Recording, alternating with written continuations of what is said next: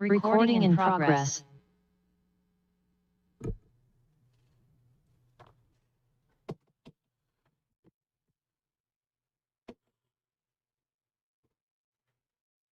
Yeah. Good morning, everyone. We'll be calling the regular meeting of the Board of Supervisors, May 26, 2026 to order. Can we please have the Pledge of Allegiance led by Supervisor Velasquez? Ready? Yeah. I pledge allegiance to the flag of the United States of America, and to the republic which stands, one nation, under God, indivisible, with liberty and justice for all. Thank you. Is there a motion to acknowledge the certificate of posting? So moved. Is there a second? Thank you. All in favor, please say aye. Aye. Motion passes. Before we get into board announcements, I'm going to go to County Council because I believe we have to add an item. Is that right? Yes, Mr. Chair and members of the Board of Supervisors. We have an item that we need to add as an urgency item to the regular agenda as item number 3.3. You have been provided copies on the dais, and copies are in the back for the public. This is an item which came to our attention after the posting of the agenda. There is an urgency to approve this matter, given that we will not be meeting before Election Day. And this is for additional supplemental services to be provided to the Registrar of Voters Office by Dominion Voting Services. And so since we will not be meeting between now and Election Day, it is imperative that we have the board add this to the agenda and that the board review and consider it for approval. Thank you. Thank you. Is there a motion to add the item to the agenda? So moved. Is there a second? I'll second. All in favor of adding the item? Aye. Aye. All right. So that will be added to the regular agenda. Next, we have board announcements. Any supervisors have any announcements at this time? Supervisor Curro. Good morning, everyone, and thank you, Mr. Chair. I attended the CSAC legislative conference last week in Sacramento. HR 1 is a major concern. Unfortunately, the state May revision from the governor's office does not include funding for HR 1. It includes some funding for rural hospitals. They did emergency legislation that was passed about a week ago, and they are looking at more funding for the rural hospitals and potentially funding indigent care. But everything else that is impacted by HR 1 is not currently funded. And the county's costs are for the actual ask was up to $9.5 billion statewide due to HR 1's lack of funding from the federal government. Currently, the mayor's or the governor's May revision, I have information that I'll share that I got with the CEO, so she has the latest. Some of the other things we did talk about at the Government Finance and Affairs Committee. Currently, I am the chair, and we discussed AI, and I know AI is a topic that is coming forward to the board. A lot of interesting feedback. We had SCIU and the Chamber of Commerce talking about how AI is a positive and a negative, and some of the concerns were very valid, and I'm looking forward to our AI policy coming forward, our draft policy coming forward for the board's consideration. Some of the other things, the Government Finance and Affairs Committee oversees budget, also oversees taxes, and makes policies on many areas. One of the topics that came up that I pushed for during our visit at the Capitol with Senator Laird and others that were there on the Budget Committee is that we need to take this opportunity of having a new governor come on board next year, any new governor, with an open mind of realignment. We did realignment in Prop 13 was passed, and realignment happened in 1991, and then it happened 20 years later in 2011, and we are approaching that 20-year mark again, and they were very receptive to having a major statewide conversation about realignment and ensuring that Prop 13 funds are adequately distributed. So it could be a topic that we have at the December annual conference on the GFA committee. The good news is the legislative analyst's office, Carolyn Chu, did a realignment recommendation back in 2017, and that realignment recommendation did not move forward at the governor's, either of the governors previously did not move that forward, but she has hope that this could be revitalized. So I have a copy of both that I'll be giving to the CEO, and it may be a conversation that we could have about what realignment could look like, especially with the redevelopment bonds being paid off in early 2030. So there's an opportunity here, and if we can be a bigger voice right now to be able to talk about how small rural counties that do not get the funds that all other counties get because of Prop 13, we get 10 cents on the dollar, it could be an opportunity to boost our revenue for the county. So that's the big update. Everything else is just informational that I'll be passing on to the CEO. Thank you. Any other supervisors have announcements? Supervisor Stella? Thank you. Good morning, everyone. First of all, I want to give a very big thank you to our VFW Post 9242 and American Legion Post 69 for a very special Memorial Day remembrance ceremony yesterday. We are very fortunate to have these leaders in our community, and I'm grateful for everything that they do to recognize all of our veterans and all of the work that they do. So thank you very much. Also, a couple of happy or good things to report. Last week was Public Works Appreciation Week, and so I want to give a huge thank you to all of those in our Public Works Department, and just give a real sense of appreciation and gratefulness.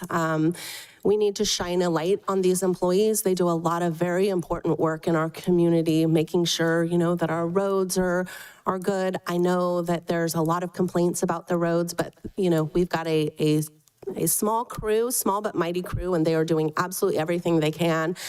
They are working on servicing our parks. I've recently met with some of them, and the care that they are putting into their job is just incredible. And so I am hopeful that next year we can do more of a formal recognition from this board, recognizing Public Works Week and the employees that we have in our Public Works Department.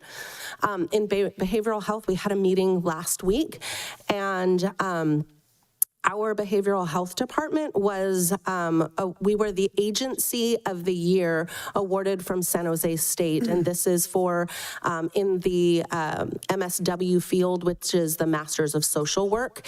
And this is for field placement of interns. And so from the time that I got on this board to where we are today, I think we have made great strides. And so I appreciate everybody that has really helped do that. We have people that are now coming and wanting to work here because of how great it is and the great work that they're doing. So I really, really appreciate everybody that's working on that.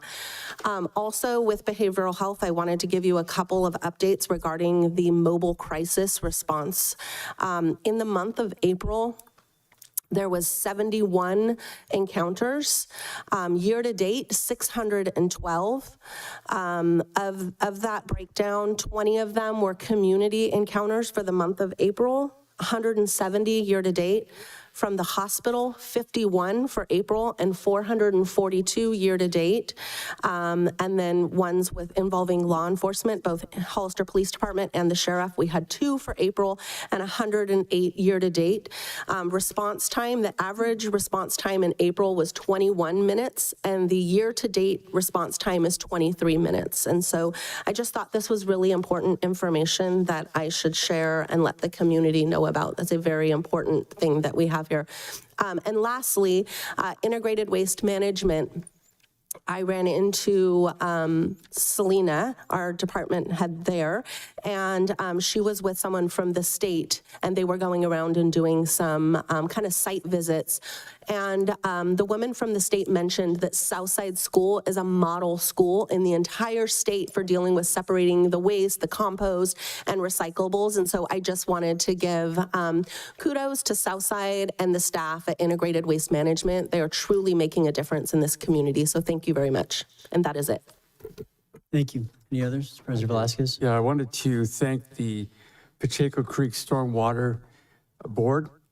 They amazingly were able to get the Army Corps of Engineers out here to San Benito County to tour the levee along our river between San Felipe and Lover's Lane.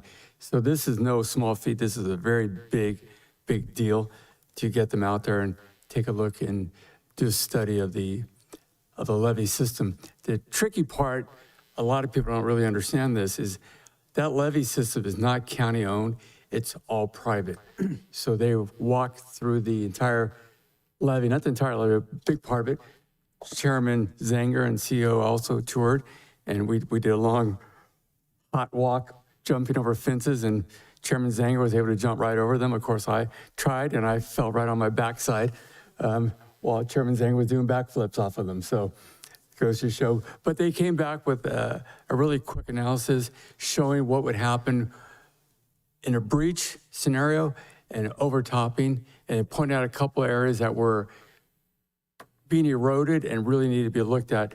The tricky part is now, how do we help this group gather the millions of dollars it's going to take to really shore it up? But the steps taken are a big step. So I was happy to see that and really proud of all the work they're doing. So thank you, Mr. Chairman, for being there, and the CEO for also being there for that tour.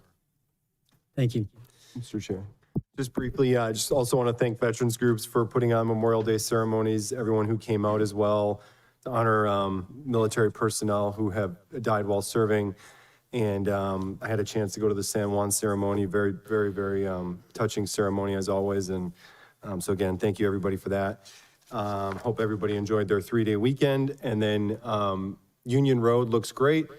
Just want to point that out. Again, getting a lot of positive comments from the community about the great job that the county's done with Union Road and Granite Rock with Union Road. And so thank you. One quick request I have on that, CEO, is we got to get some speed limit signs up. I know that's on the checklist, I'm sure, but in the past, we just have not had nearly enough speed limit signs on Union Road. So there's full clarity for everybody to get consistent speeds out there. Thank you. Thank you. All right, that will conclude the announcements. We'll move to public comment. This opportunity to address the board on items of interest not appearing on the agenda. Is there any public comment for items not on the agenda today? First up, we have Megan Reach.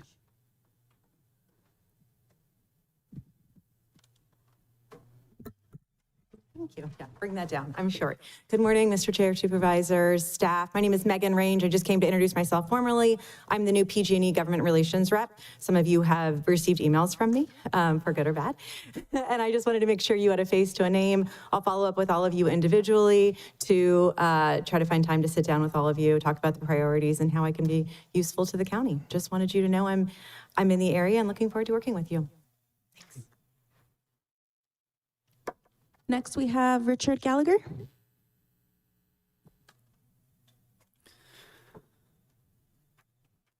Good morning, board. And first off, I want to thank everybody for being on the board. You guys, every one of you has taken this up because you have a passion for this community. I really got to recognize that. I think everybody should recognize that they do have a passion for the community, and thank you. So the new returning Veterans Park Commissioner for the VFW. I was the park commissioner back in 2010 through 2018. Got a lot of projects done over there, the water well, some other stuff. So anyway, I want to ask the staff to start the process of getting me sworn in, Form 700, that kind of thing. Some things never change. When I last left, there was monies always disappearing from the Veterans Park, being used somewhere, always. And apparently, again, there was another issue at the beginning of the year. You had to have an emergency meeting because of funds being missing. That was in January. I still don't understand why we haven't had a follow-up meeting addressing why and where these funds have actually been returned. I'm pretty new, again, I'm returning, so I'm still learning, educate myself in the community, fellow parents, ball group users, my past commissioner. So I may stumble along the way, time or two, some things have changed, etc. So my first thing, I believe that this money's, the way to keep the money from disappearing out of the Vets Park Commission again is there needs to be a separate Veterans Park account. This account, it only gets approved by the Veterans Park Commission. The Veterans Park Commission used to have the secretary. I haven't been in the loop in a while, but Mike Hodges was the exemplary secretary for our commission. He came in every other month. I can't remember how often the meetings were. They were quite frequent, and he always was ready to give a great briefing. So, see, I'm running out of time. Just wanted to remind everybody in closing, Angela and Mindy, thanks you for being on our Parks Commission. I hope we get another meeting scheduled soon. And in closing, I want to share invitations for everybody to come out to all our veterans events throughout the year. Thank you very much again for what you folks do on the commission. Next is Joel Buckingham.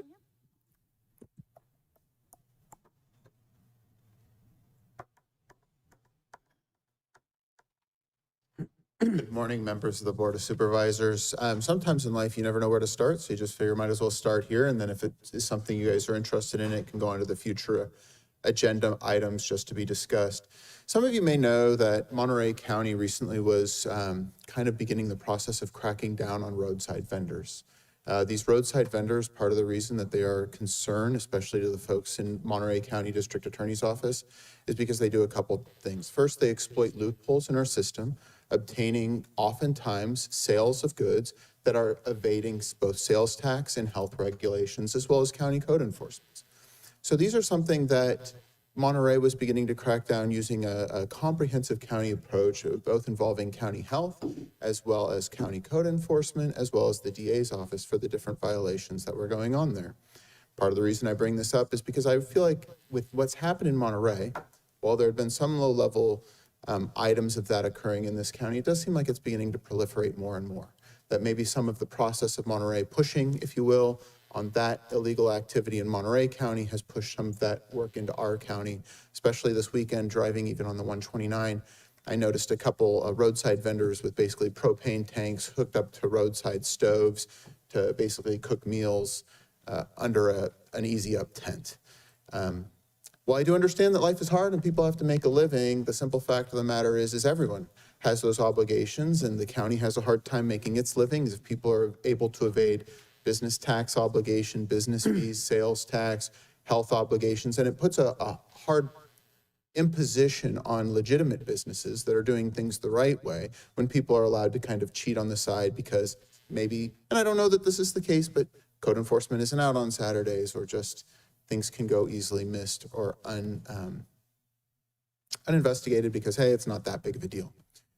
Part of the reason I bring this up, I do want to see if this is something the county is interested in tackling.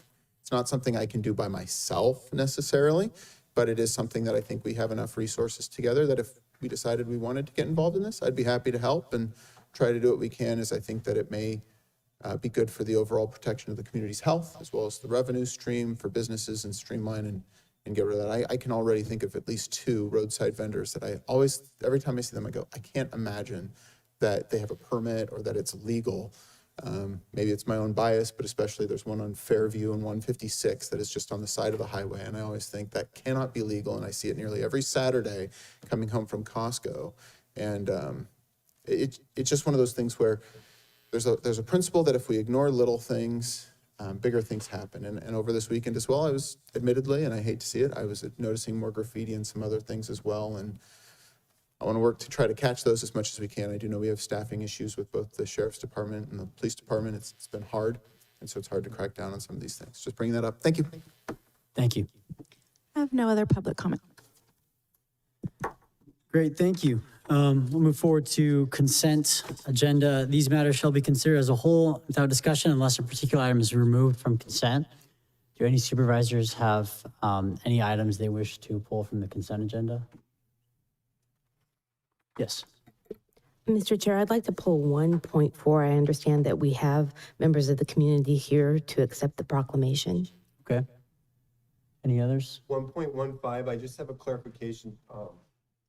1.15, just a clarification, don't know if it needs to be pulled, but there's just a typo in the mileage. It says 440-something thousand miles. It should be, it's just in the staff report. So County Council, do we need to pull that to clarify or just note the typo?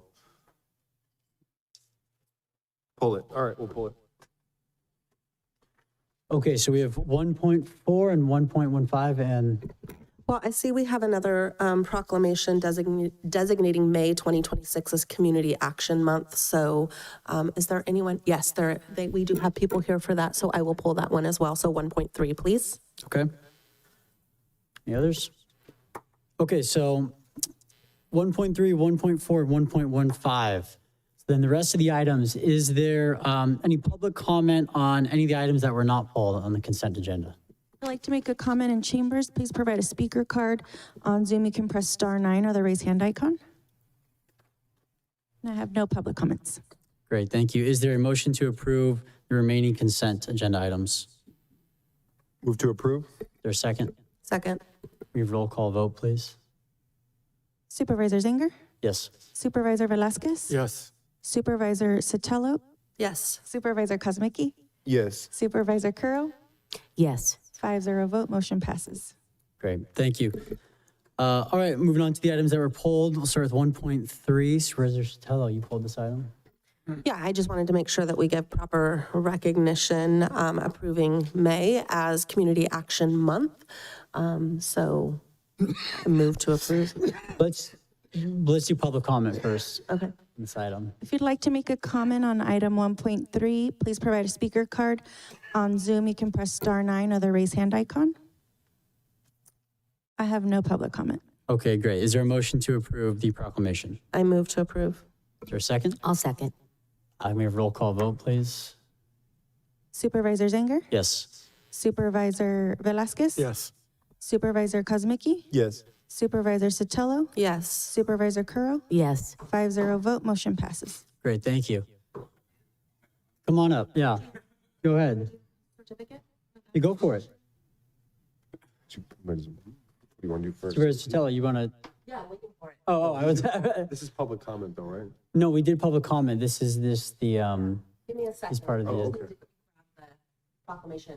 But if you want to speak now. Yeah, absolutely, yeah. If you have, yeah, please. Sure. Good morning, supervisors, everyone. On behalf of the entire Community Action Board, I want to sincerely thank the Board of Supervisors for this recognition and honor. It's truly meaningful to be here accepting this award, and not on behalf of a group of dedicated people who are deeply care about this community and the people within it. The Community Action Board exists because we believe every member of our community matters. We believe that no one should be invisible, no one should be left behind simply because they are struggling, experiencing hardship, or navigating systems that can often feel overwhelming or disconnected. This recognition reflects the collective work, commitment, compassion, and advocacy of so many people, board members, community leaders, service providers, individuals with lived experience, and community partners who continue to show up, ask hard questions, and push for meaningful solutions. Community action is exactly that, action. It is not just conversation, it's not just meetings, it is not simply identifying problems. It is a willingness to come together, to listen, to collaborate, and to work toward real change.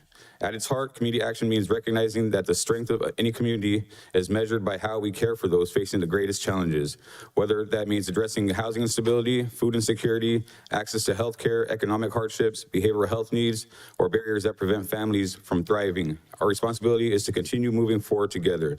None of this work happens in isolation. Progress happens when community members, public agencies, nonprofits, leaders, and people with lived experience all have a voice at the table.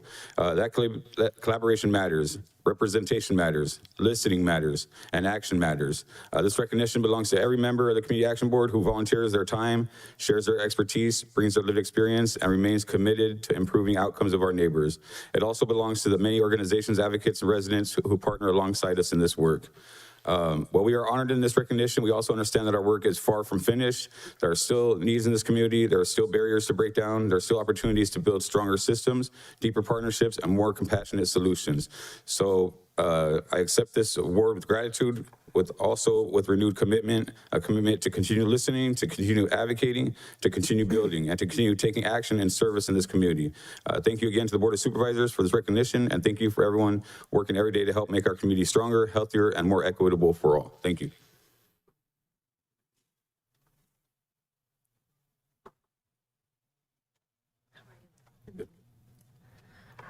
Well, first of all, thank you to all of our Community Action Board members. You all are doing amazing work, and I appreciate all of the time and commitment that you put in.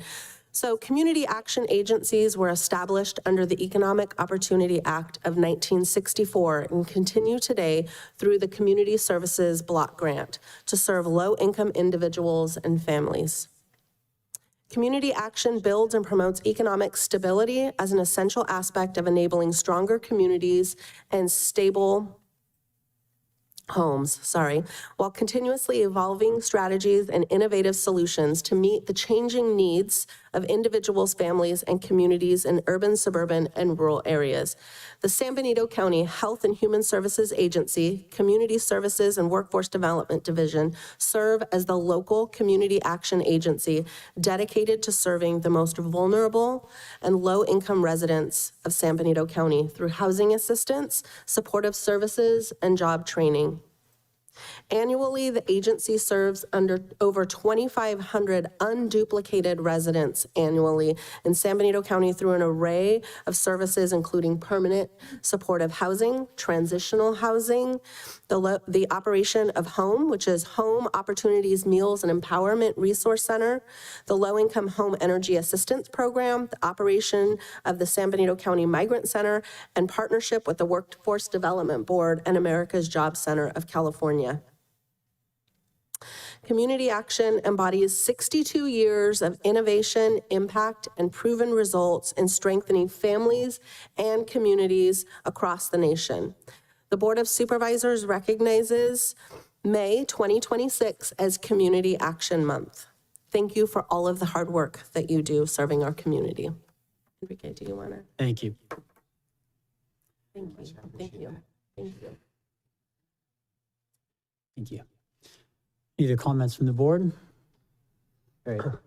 Yeah, I just reiterate, thank you. These people really put in a lot of dedicated effort. And I know Tim, he brings a strong voice for District 2 and just these, being around folks, especially on the curriculum of care. This is a very passionate group of people that give their time. So thank you. Thank you. All right, thank you. Did you want to speak? I just wanted to thank Tim and every Community Action Board member. We have some that have been on the board for more than 10 years, very committed, very passionate, and you hit it right in the dot. Very passionate board member, so thank you very much. Thank you. Great. Okay, moving on to item 1.4 is just pulled by Supervisor Crow. If you don't mind, we'll just go straight to public comment and then give it to you. So is there public comment on item 1.4? If you'd like to make a comment in chambers, please provide a speaker card. On Zoom, you can press *9 or the raise hand icon.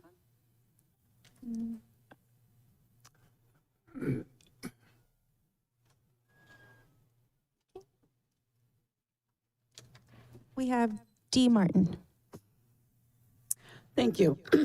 I first also would like to thank the board. I would like to thank every member of the board for being here today and giving this proclamation. You may or may not agree physically or emotionally or mentally or your beliefs, but I do thank you for being here, because your being here means that you're willing to put this community before your own desires, your own thoughts. And this community does thank this board for that. Last year, the Pride Proclamation was canceled. For many people, that didn't feel like a loss of an event.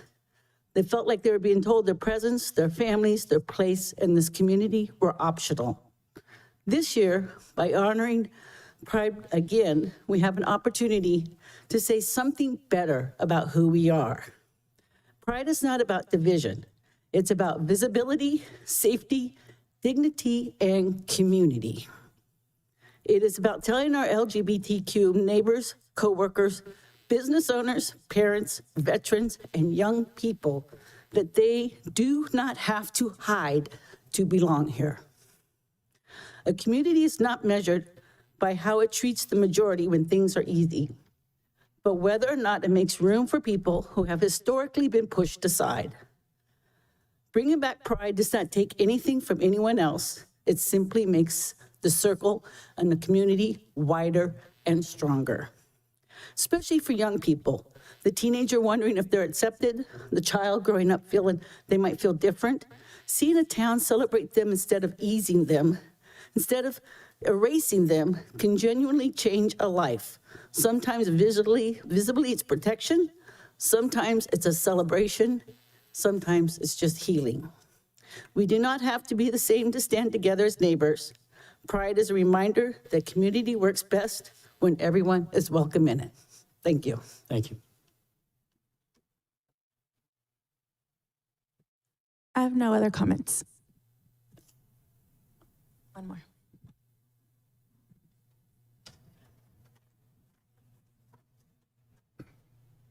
I have Alyssa Bostock. Hi, I just want to say thank you again for adding this item to the agenda, and to reiterate what Dee was saying about how important it is to our community to share that we are not discriminatory against the LGBTQ community. I think the cancellation of last year, also what Dee said, was just, I think it impacted us. It wasn't just, there's no Pride event. We had it and now it's gone. It's saying to our community that you are not important. We don't really care about your safety. So I think this is really important, and I'm glad it's on the agenda. So I thank all of you for hearing this and voting on it. So declaring June as LGBTQ Pride Month in our town is more than a statement. It's a promise. It tells every resident, especially our youth, that you belong here, your story is valued, and your future is welcome. For our young people, visibility saves lives. When community affirms them, school engagement rises, mental health improves, and hope takes root. A teen who sees their town celebrate Pride learns that they don't have to leave to live fully. They can build their life here. For families and allies, this proclamation provides a clear signal. Kindness is our standard. It encourages respectful conversations, safer schools, and homes where every child knows they are loved without exception. For our local economy and civic life, inclusion attracts talent, visitors, and entrepreneurs to our community. Diverse voices strengthen problem solving and public service, and the creativity that small towns rely on thrive. For our shared values, this reinforces what we teach our kids: fairness, dignity, and the simple idea that neighbors look out for one another. Pride is not about politics, it's about the people. It honors the courage of those who came before and invites each of us to keep making our town safer, kinder, and more just. Thank you. Thank you. I have no other public comment. Thank you. Supervisor Curl, you pulled this item. I'd like to make a motion to approve. Or is there a second? Thank you. Clerk, can we have roll call vote, please? Supervisor Zanger? No. Supervisor Velasquez? Yes. Supervisor Kuzmicki? Yes. Supervisor Sotelo? Yes. Supervisor Curl? Yes. 4-1 vote, motion passes. Great, thank you. Supervisor Sotelo? Yeah, step on up. Or Kuro, whichever one. Oh, Curl, I'm sorry. I was looking over there. Don't call me late to lunch. So I know we have some community members. If you guys would like to come up, I'd like to present it to you as I read here. I'm going to just go through some highlights, and thank you so much for being here today. The County of San Benito is committed to ensuring that San Benito County is a welcoming, inclusive, and safe community for LGBTQ plus families, friends, neighbors, co-workers. And LGBTQ plus individuals have made and continue to make vital contributions to the world in every aspect, including in the fields of education, law, health, business, science, research, economic development, architecture, fashion, sports, government, music, film, politics, technology, and civil rights. We must remain vigilant and in deterring opposition and discrimination against people based on sex, gender, identity, or expression of sexual orientation. Celebrating Pride Month raises awareness and provides support and advocacy for LGBTQ plus community and is the opportunity to become educated, engaged in dialogue, strengthen alliances, and build understandings. We affirm our support for LGBTQ plus residents in our community and stand with them to protect their civil rights and ability to live openly, equally, and without fear. Therefore, be it proclaimed that the San Benito County Board of Supervisors do recognize and proclaim the month of June 2026 as LGBTQ and Pride Month, and urge residents to actively promote the principles of equality, liberty, and justice. Thank you.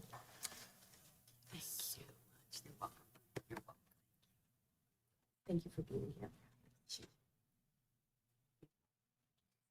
If you want to say some more, you can say some more. Thank you for your time. Thank you. Thank you. Other comments from the board? Yeah, thank you, Mr. Chair, for Supervisor Curro. Yeah, this is an important proclamation, and the county took a big step forward a few years ago. I was the first one that essentially proposed this, month for this county. My hope, and I've always kind of been curious about this when we establish proclamations for honoring specific months, is that we do it in perpetuity going forward at some point. And so we'd be declaring, like, for instance, Pride Month, Black History Month, these months. So it's known that those months are, there's other one, Women's History Month, for instance. We have some of these months that we bring these proclamations forward from year to year. I think with the weeks, they change from year to year, so that would be more complicated. But with the months, I think it would make sense for us at some point as a board to establish that these specific months going forward are designated as establishing that we're honoring those specific causes for those months. Yeah, just want to, again, thanks everybody. And then if we could get clarity on the event, because the event, maybe if there's even a status report or a memo that goes out, because I think when they were referring to proclamation there was never anything canceled per se. I think that's kind of where I'm coming from, so that we have these things set in stone that from year to year. I'm not sure what happened last year, but if we could get clarity on the event, because Behavioral Health had done an event at Dunn Park, and I'm just for public outreach perspective, just to get the information out if there is an event this year. Thank you. Thank you. Any comments? Okay, thank you very much. We'll move on then to item 1.15. Supervisor Kosmicki, you pulled this item. Yeah, I just pulled this because there's a typo in there. No criticism at all. These comma, just someone accidentally hit comma.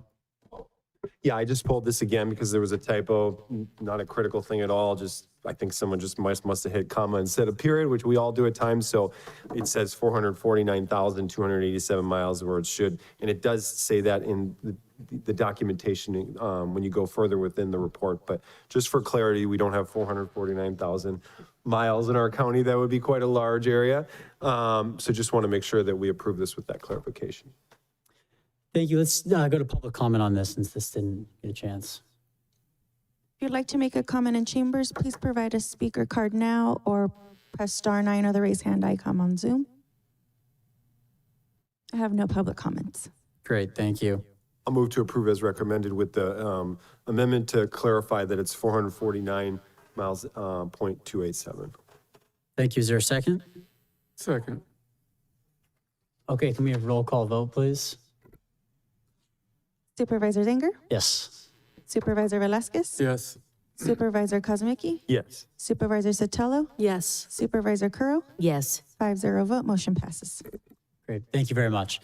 That concludes the consent agenda. We'll move to public hearing on 2.1. This is from our CEO, presentation on Assembly Bill 2561.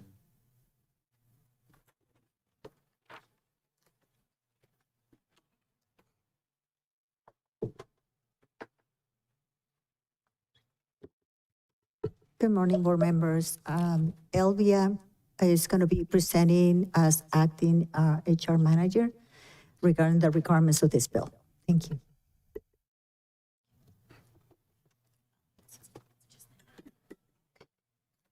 Good morning, Board of Supervisors and members of the public. My name is Elvia Barrocio. I'm an interim HR manager. I'm going to be doing the annual presentation of Assembly Bill 2561 regarding the vacancies in San Benito County.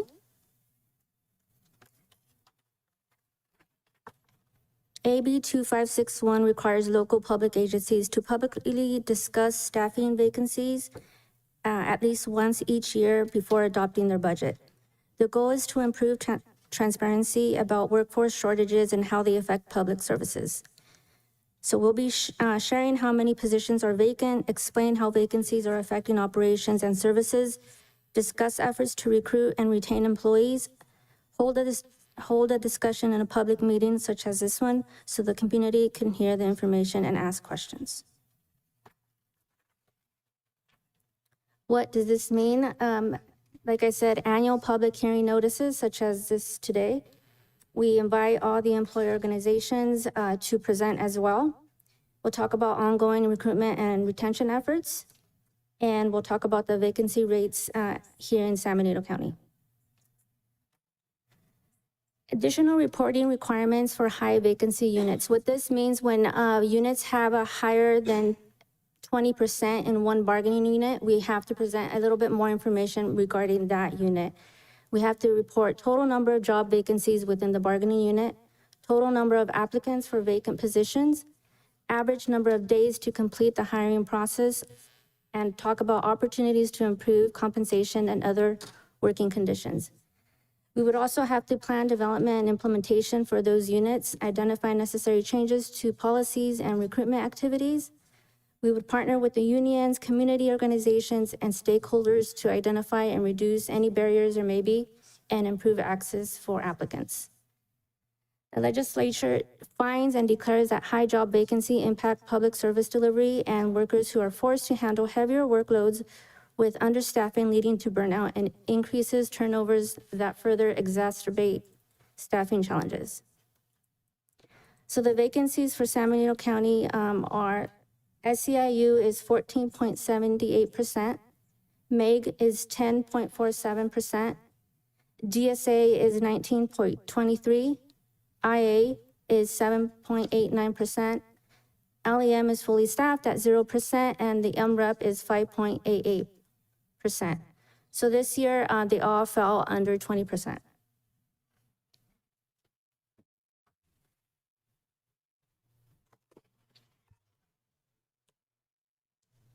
When we talk about a little on DSA, in which we saw the real vacancy rate increase from last fiscal year, is we had 4 recent deputies resign within April and May. Some went to other agencies and at least 1 relocation to another state. IA, there was a significant decrease due to elimination of vacancy budgeting.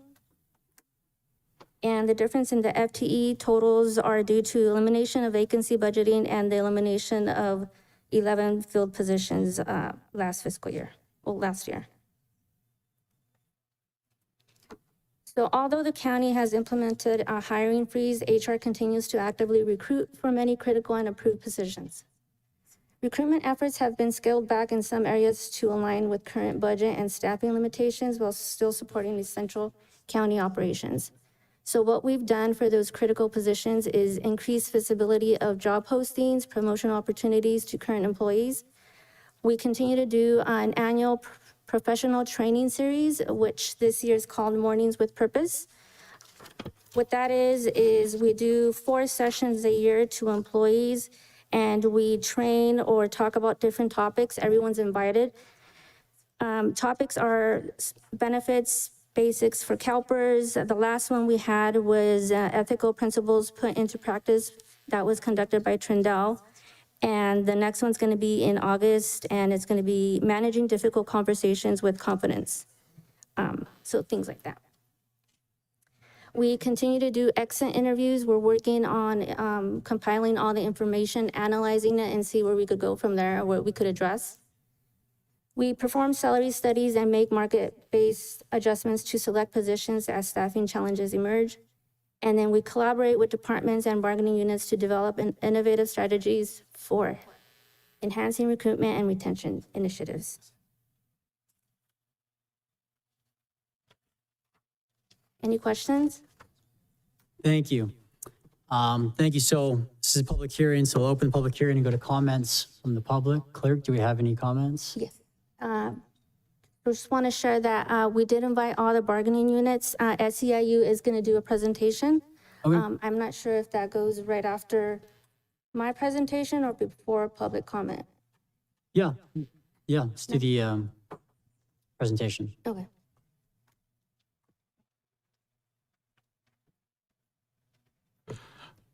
Mr. Chair, members of the Board of Supervisors, the record should reflect that you have opened the public hearing. Yes, yes, public hearing officially opened. Thank you.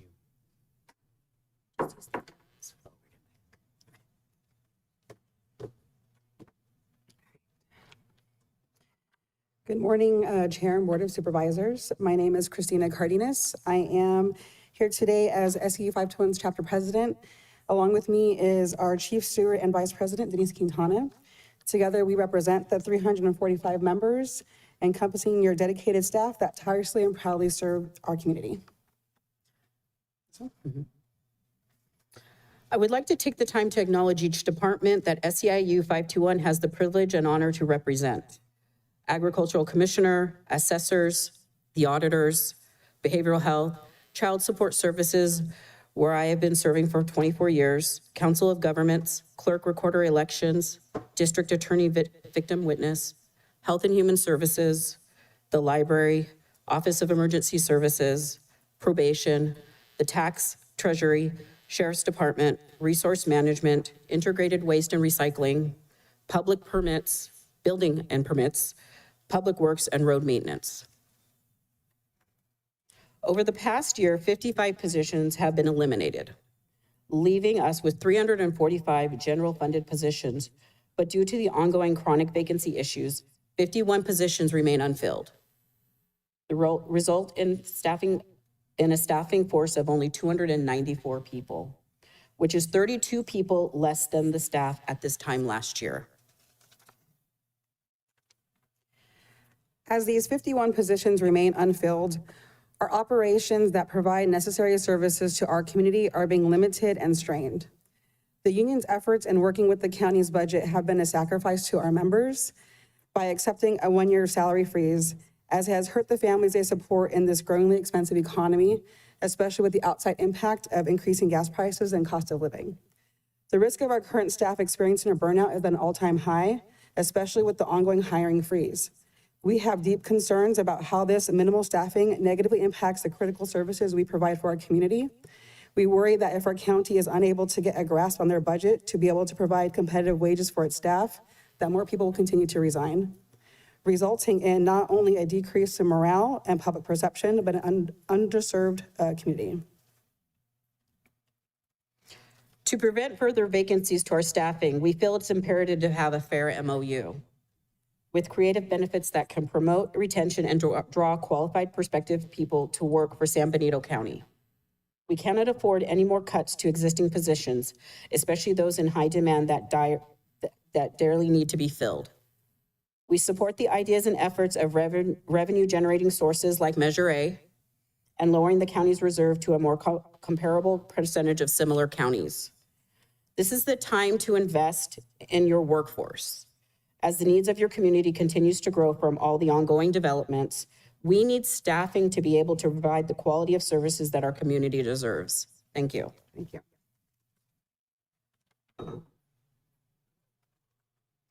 Thank you. Is there any other comments? If you'd like to make a comment in chambers, please provide a speaker card. On Zoom, you can press *9 or the raise hand icon. And we have Enrique Arriola.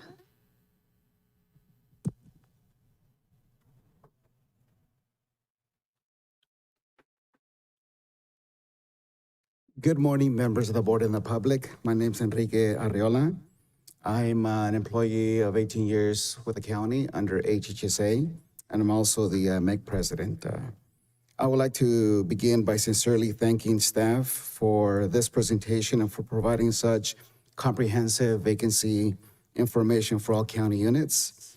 The presentation was very informative and helpful in understanding the current workforce landscape across all departments. The data highlights total positions, filled positions, vacancies, and the recruitment and retention efforts underway provided valuable transparency and oversight in the challenges and progress being made throughout the county. I appreciate the amount of work and coordination that clearly went into compiling this, and thank you very much for that. To assist the board and the public in better understanding the workforce trends and the operational impacts, respectfully, I would like to offer a few suggestions that may further strengthen future reports. This includes employee turnover rates, average length of time positions remain vacant, identification of positions considered difficult to recruit or retain, departments experiencing the highest vacancy levels, vacancy trends over time to better identify patterns and progress, use of extra help, staff, overtime, contractors or consultants due to staffing shortages, operationals or service delivery impacts resulting from prolonged vacancies. Again, thank you very much for this presentation and our continued efforts to being transparent. Thank you very much. I have no other public comments. Thank you. Any comments, questions from the board? Oh, so we'll close the public hearing. Now go back to the board. Is there any? Yes, Supervisor Stella. Thank you. I have a couple of questions, Elvia, for you. And thank you. This is very informative, and I think it really helps reviewing this every year and kind of seeing where we're at. A couple of items under the recruitment and retention efforts that you mentioned. So it lists increased visibility of job postings and promotional opportunities to current employees. Can you give me some examples of what, because it says increased, so Yeah, what are those things? We started sending out notices to employees via email per when we open a position, and then a weekly announcement. We also started increasing where we post outside for specific positions to websites specific to those positions. We've started posting in our LinkedIn, social media. So we started putting a little bit out there for both the employees and the public. Okay. Are we doing any more job fairs or anything like that as well? We haven't done them since the hiring freeze, but we're looking into doing career fairs. Okay. But we stopped doing that when we did the hiring freeze. Okay, thank you. With the professional training series, the Mornings with Purpose, how many people are you getting on average attending those? So there's a minimum that we could do because we hold them here. I think average is about 35 people, 30 or so attendees. Okay. Yeah. Okay, good, thank you. And then, so can you explain to me a little bit how you mentioned perform salary studies and then make market-based adjustments to the select positions? Can you explain that one a little bit to me? Like, depending on the positions, if we're struggling to find, if if we've been posting and had many failed recruitments, then we kind of do a study and we look at our other agencies and see where they're at, or maybe even do a review of the job description. So it's not always necessarily more money if we have to revise the job description to better fit that position now, because there's been so much change, we'll do that. Okay. And then if we can address any compensation at that time for hard to fill positions. Okay. Okay. Thank you. Thank you very much. Thank you. Mr. Chair, yeah, thank you for this. And so, I think looking back in the past year, the last year, I think the focus has been to stabilize our budget. I think we all want to have a stable budget, a strong budget. We can't do this vacancy budgeting, deficit budgeting anymore. I think we've all really acknowledged that, and there's a lot of hard work that went into getting a more stable budget going forward. We're in a better place than we were last year. And, I'm very optimistic that, we'll get to an even better place in the next year. And I think that would open the doors for conversations about obviously doing more than we are now. And I am looking forward to our budget hearings that are coming up. We'll get a lot more clarity as we go through the budget hearings, and also the workshop. I believe we're still planning a workshop on revenue generation in particular, so that we can have that conversation with the community and ourselves about how we want to go forward generating revenue. Thank you. Thank you. Thank you. Any other comments from the board? Yes, Supervisor Crowe. Okay, I have a couple of questions. So are we looking at, and I really appreciate SEIU's presentation, but also Meg's presentation, and adding the additional questions and data points. I think that's very valuable. One of the big topics we had in Sacramento was around staff burnout, and the fact that AI is moving so quickly, and how there was no one at the state level that said we want to replace staff with artificial intelligence. That was clearly not where anyone went. But what we were seeing is the use of AI to reduce burnout. And one of the things Contra Costa County has done is they did a presentation to us that showed how you bring in the bargaining units in the AI conversation, that the bargaining units have to be at the table, because the individuals that are doing the work actually have the experience, and there's a way of having a closed internal AI technology, not a web-based AI. And so it's a conversation that I really hope that we can continue, and that we can collaborate between the bargaining units and administration. But one of the questions I have is, what is the challenge in hiring?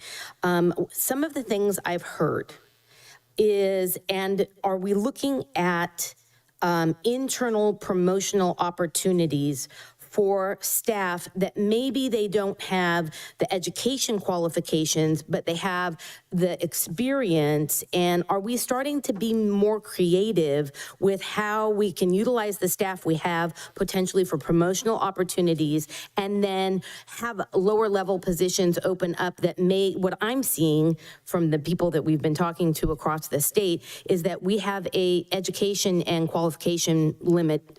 A lot of people don't qualify for the positions as the job specs are written right now. So I don't know which one. I'm going to go to the CEO for the first comment. Good morning.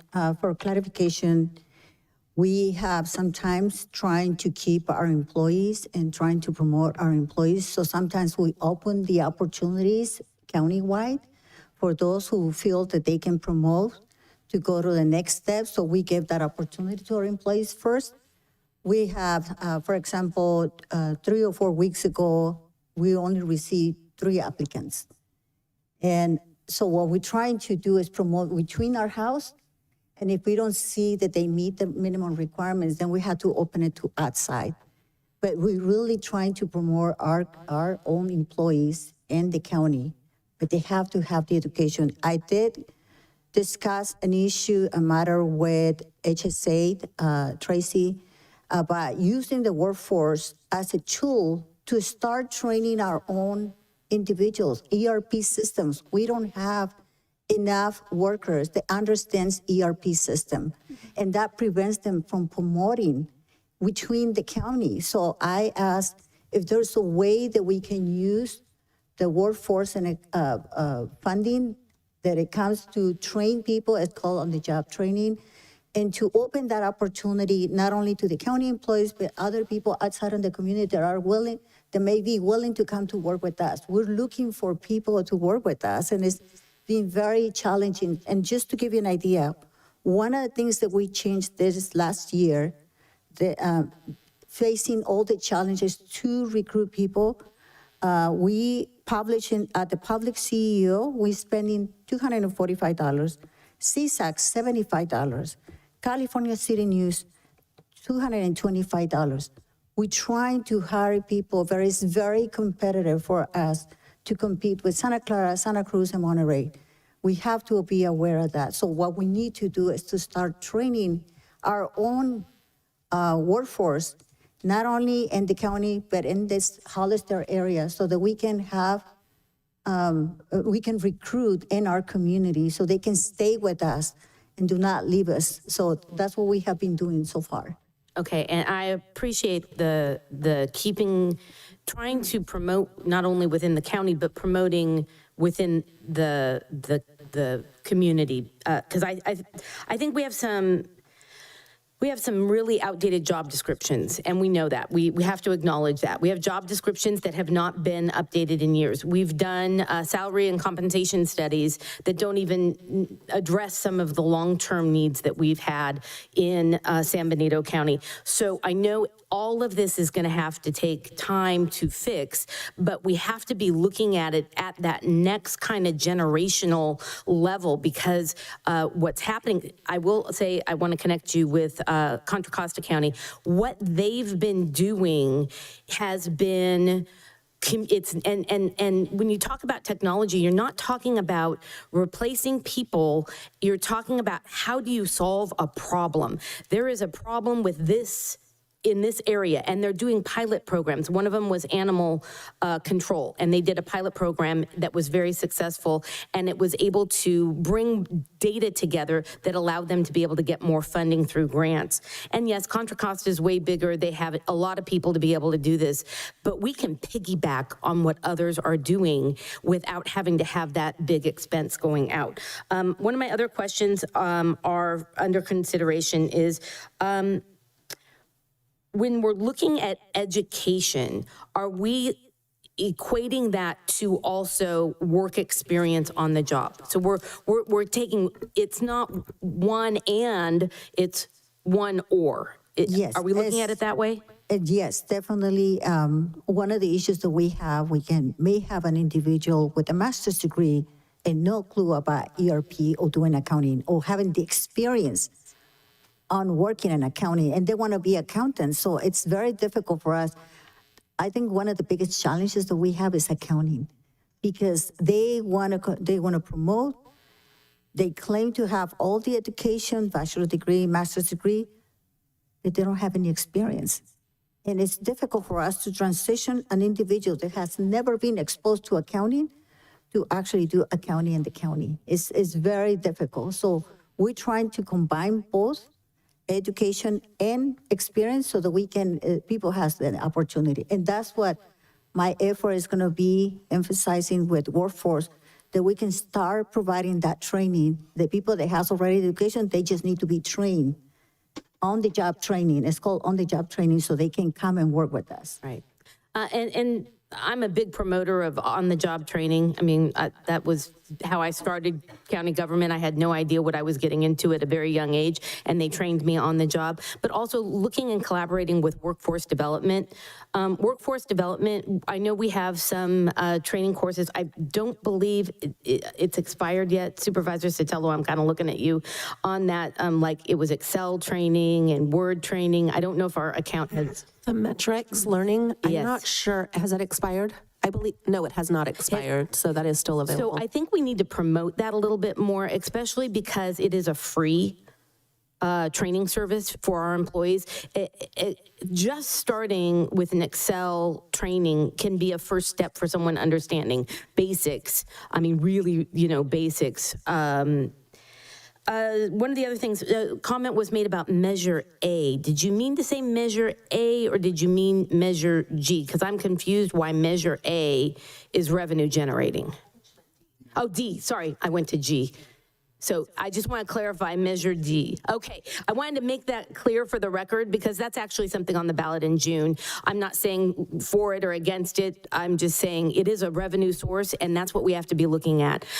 Because I think this board has made it perfectly clear, balancing the budget accurately, not balancing a budget on vacancy budgeting. But if we are not looking at where the vacancies are and how we can utilize others and maybe look at job descriptions in a bigger picture sense, don't always think that this position has to be this position. If we can start to look at things a little more like, okay, here's how we can make this position work for this individual so that they can learn or they can promote within. Those are just my basic comments, and I appreciate all of the presentations and the hard work that is put into trying to hire. A data point I would love to have is how many applicants we receive on certain jobs that are not being filled and why are they being rejected. That's just another area I'd like to make sure that we understand the why. Okay. Sure, quick follow-up. What, can you please kind of remind me what sort of higher education incentives we offer for existing or incoming employees, if any? I don't think we offer any. I think it just depends on the requirement for each position. Yeah, so I just think going forward, maybe just to throw it into the discussion, the pot of discussions that we have, with bargaining units and these things, is to look at potentially what other counties and cities are doing as far as incentivizing existing employees, maybe looking at partnering with our community college or our universities that are nearby to see if there's some sort of template that we could possibly use. Thank you. Thank you. Thank you. Okay, thank you. I believe this was just, we're just to accept it, right? There's no other action that needs to be taken. So that will conclude the public hearing portion of the agenda. Let's take a short break before we get into regular agenda. Let's take a 5-10 minute break. Thank you. Recording stopped.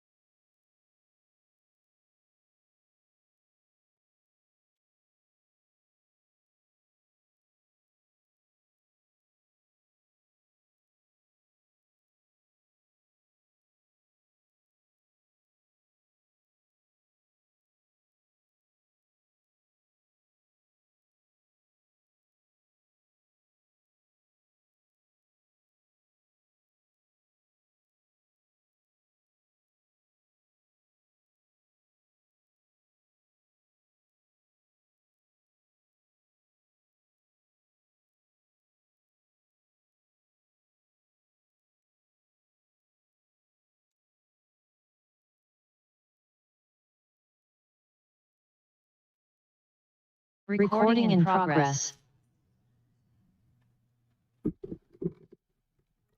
All right, thank you. We are back from our break. We'll jump into the regular agenda. Item 3.1. This is to approve agreement with Monterey County Military and Veteran Affairs Division to provide San Benito County with all the services and state and staff reports. So this, we have someone presenting, Dulce, you're presenting this, I believe? Yes. So good afternoon, Board. Dulce Alonso, Principal Administrative Analyst in the Executive Office. So before you today is a 3-year contract with the County of Monterey for consideration for military and veteran services. And we've contracted with Monterey County since 2003. So there's a correction in the staff report. It said 2011. We've actually contracted for 23 years so far. The amount is not to exceed $480,000. Our current contract is set to expire on June 30th of 2026. And through this contract and partnership, we also, the county has a part-time office assistant that supports veterans operations here in San Benito County.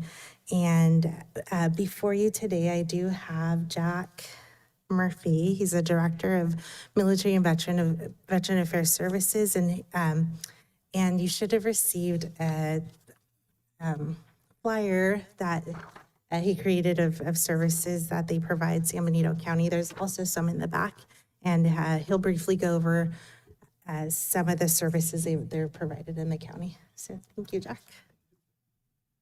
Supervisors, CEO Warren, good morning, and thank you for the opportunity to do an impromptu presentation. Our office typically does something more formal near the Veterans Day time period, but as we're in contract renewal, I wanted to let you know what this contract really is about. And simply, as you provide good governance, this contract is providing good services to San Benito County's 2,067 veterans, family members, survivors, dependents. What those services include. So our office is the only VA accredited agency in the Central Coast that provides representation, advocacy, support. We file, we petition, and we prosecute claims against the Department of Veterans Affairs and also provide guidance and education for state level and county level benefits. To give you an idea of what the contract funding before you has provided, that flyer that I provided, and I'll go over it verbally here, is really for the time period of July 1st until April 30th. So it's the first 10 months of this current fiscal year. We assisted veterans in San Benito County. We did 429 walk-in or scheduled appointments. Those appointments resulted in 920 claim actions on behalf of 293 unique veterans or their survivors or dependents.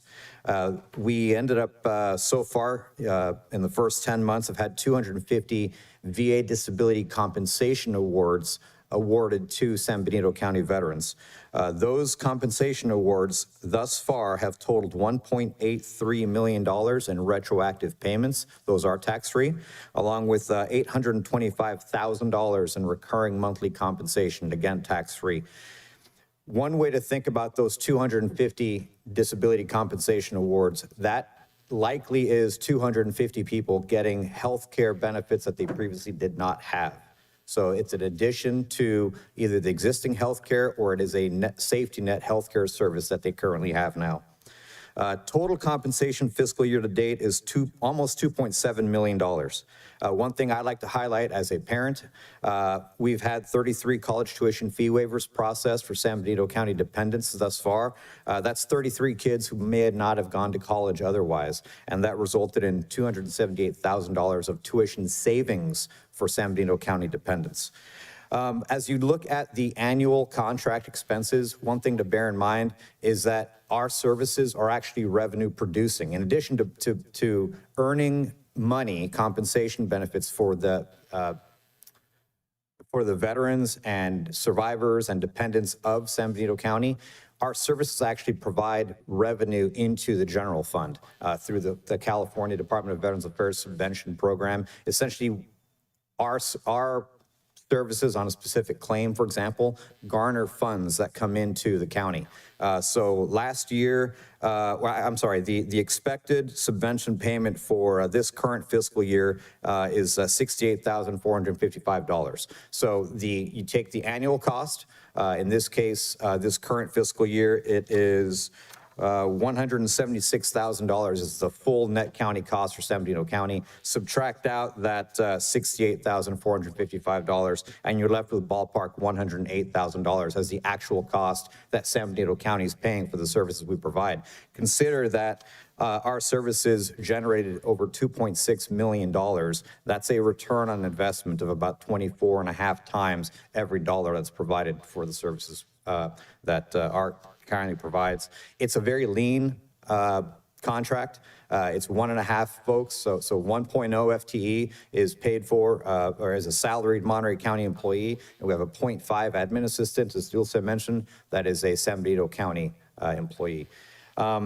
Our office operates out of the San Benito Veterans Hall right downtown here. We're open 4 days a week. Sherry Stevenson is our longtime Veteran Service Representative. She's being assisted by Pam Pirtle, and we're more than happy to extend these services to the veterans of San Benito County, subject to your questions or comments. Thank you very much. Let's go to public comment. If you'd like to make a comment in chambers, please provide a speaker card. On Zoom, you can press *9 or the raise hand icon. And I have no public comments. Okay, thank you. Comments, questions from the board? Supervisor Sotelo. I just really want to thank you. And this means a lot to our community. I remember last year there seemed to be some confusion over us not, I don't know, the contract being canceled. I don't remember. There was some rumor that started, and I can't tell you how many calls I got, but it kind of was that reassurance of what this means to this community, and it means a ton, and you help so many of our veterans and the families, and Sherry's just wonderful. I hear lots of compliments about how helpful she is in the office, and so thank you so much for being here today, for being willing to take on San Benito County and helping us, and I really appreciate it. So thank you very much. Our pleasure. Yeah, Supervisor Velasquez, go ahead. Then you had me with Sherry. Well, thank you.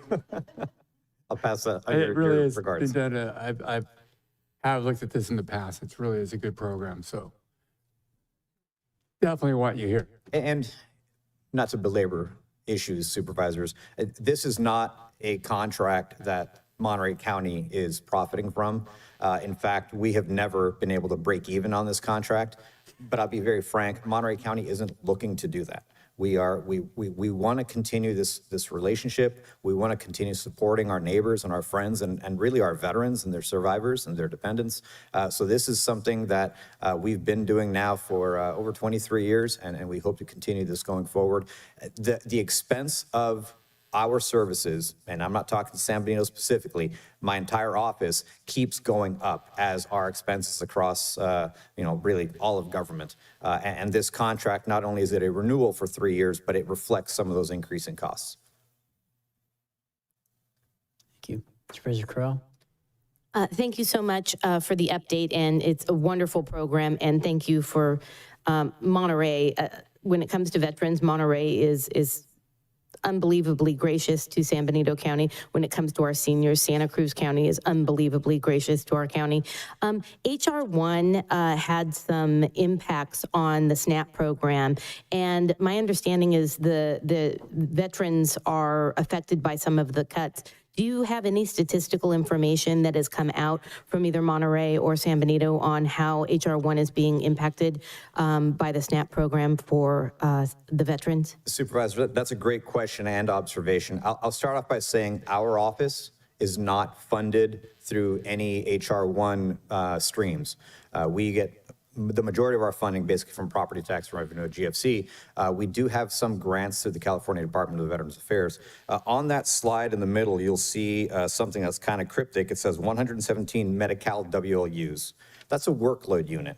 That is basically our office doing 117 Medi-Cal income verifications or doing healthcare applications towards safety net programs that would offset any losses that could come from HR1 losses. We're very sensitive to a veteran needing supplemental needs, a veteran showing up for food assistance. That should never have happened to begin with.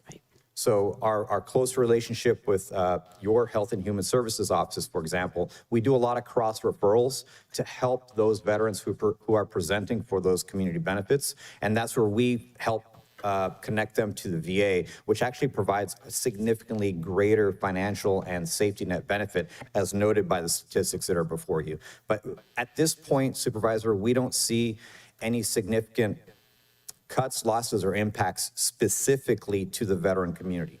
That's not to say there's going to be some other downstream effects. Our job is to try to go upstream and offset as much of that as possible. No, I really appreciate that. And it was just one of the concerns in reading this agenda item and seeing your flyer. You have a collaboration with HHSA, but we do not even know the full impact right now of HR1 in our community. So if you do start to see that, please make sure Tracy's always informed and the CEO, because these numbers are the numbers that we're trying to push back to be able to get funding from the state. So We're thank you. very sensitive, and we will do that. Thank you. Thank you so much. Thank you. Well, thank you very much. Is there a motion to approve the? Okay, we have a first there. Second. Second, great. Roll call vote, please. Supervisor Zanger? Yes. Supervisor Velasquez? Yes. Supervisor Kozmicki? Yes.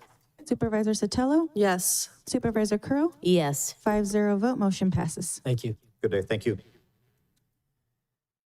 Moving on to item 3.2, Public Works regarding the gate and fence at Dunville Estates, right? Dunville Estates.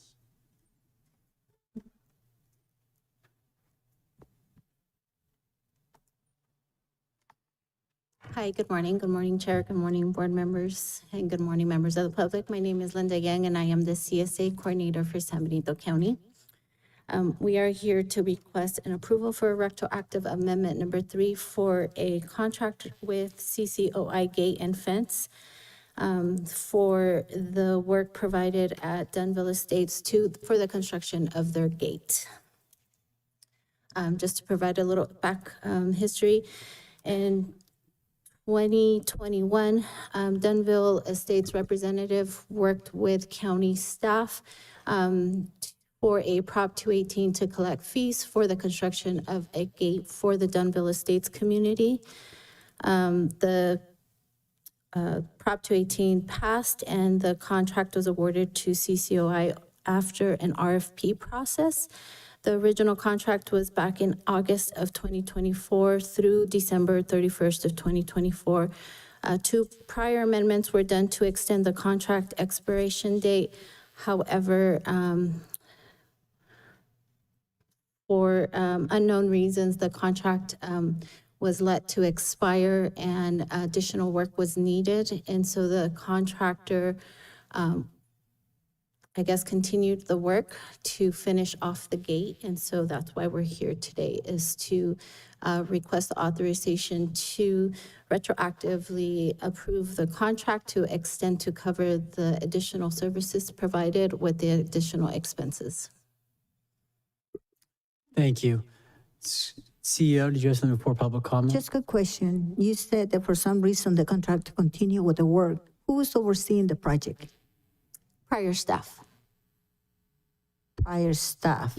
So that was a capital projects. Oh, I see. It was not part of the CSA maintenance services under the CSA team. I simply stepped in to assist to process the invoices on a timely manner. Okay. And so when the last invoice came in, it all kind of came to relevance. Thank you. Thank you. Do you have a public comment, please? If you'd like to make a comment in chambers, please provide a speaker card. On Zoom, you can press *9 or the raise hand icon. I have no public comment. Thank you. Is there any questions from the board? Yes. Thank you. I'm trying to understand, so they had the gate installed, but it wasn't completed, or the payment wasn't completed, correct? And then they had this cloud service to make sure they can operate the gate. And that's really the main issue right now, to make sure that it gets paid so that service is not cut off? So there's two. The one that we are requesting is for additional, I guess, sensor needed. From information that I read, shows that I guess there was concerns that the gate was going to trigger on the opposite side, so they added an additional sensor, and that was the change order that was being requested. Cloud services, monthly cloud services, is an additional item that I do want to bring up and discuss or request for direction for the board and to see how we should proceed with that.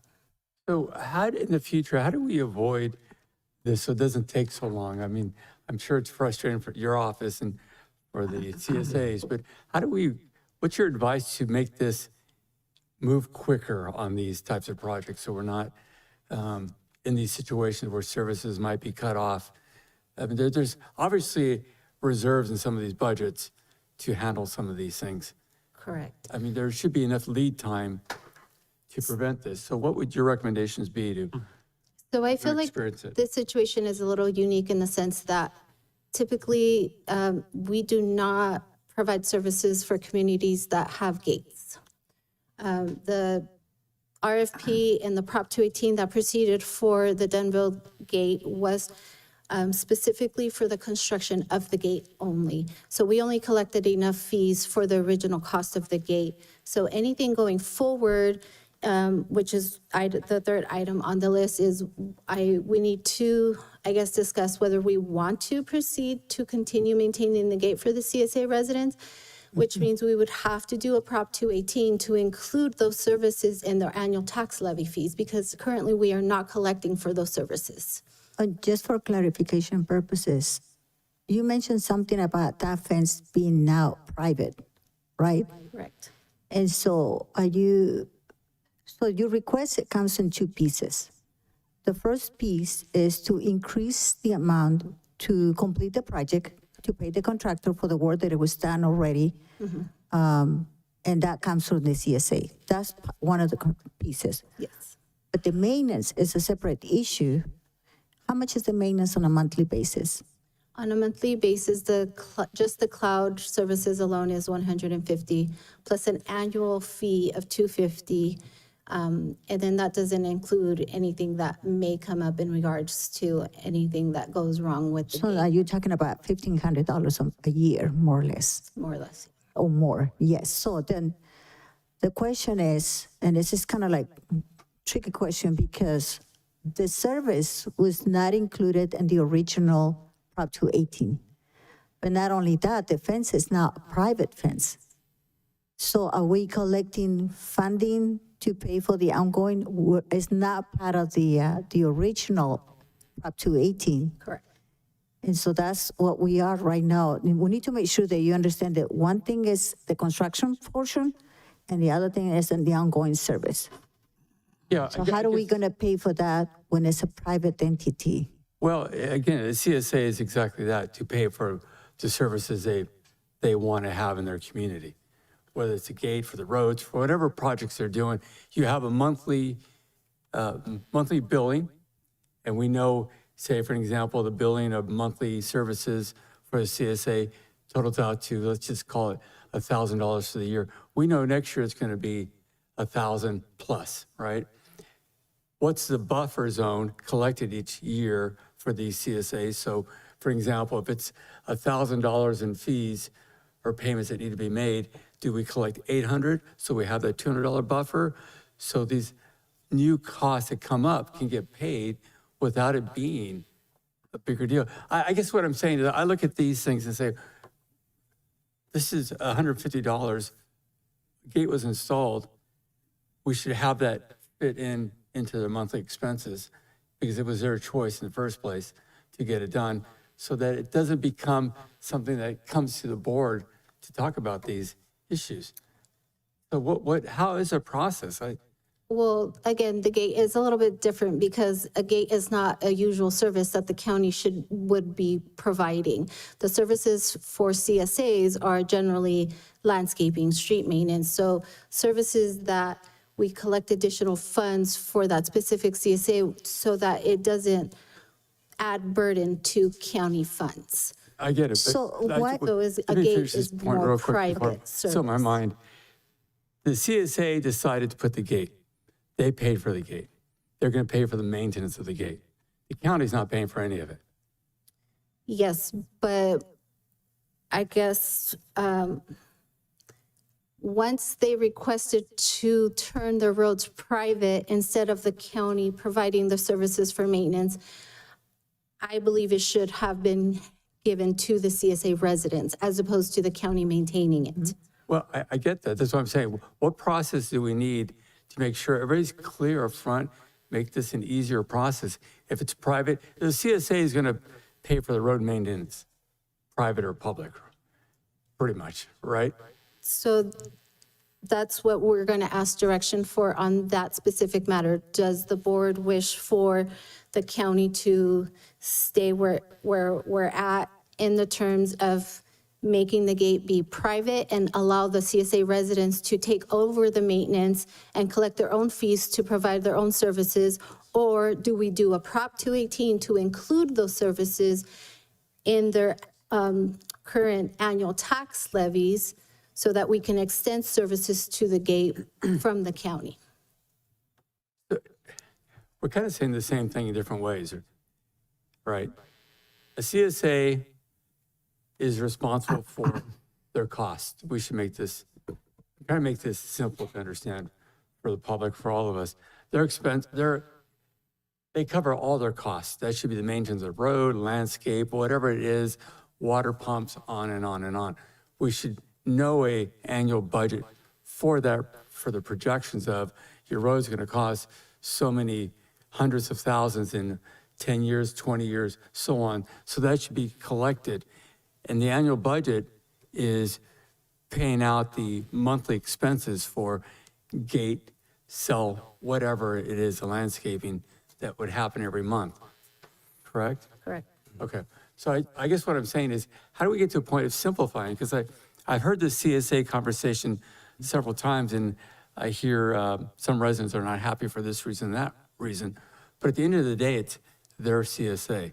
So it comes back to, how much does it cost to operate your CSA with your gate, without your gate, for the road, future costs for the roads, for the annual cost of landscaping, so on, so on. So there's a budget number.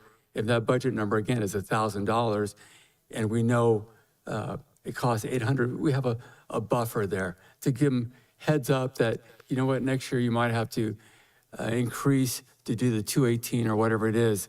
I'm just looking for a way that makes it easier on you and So the easier on only us way, and the residents is what I'm looking for. the only way going forward right now, either direction, is we have to do a Prop 218. We can't just calculate their expenses and say we need to increase you.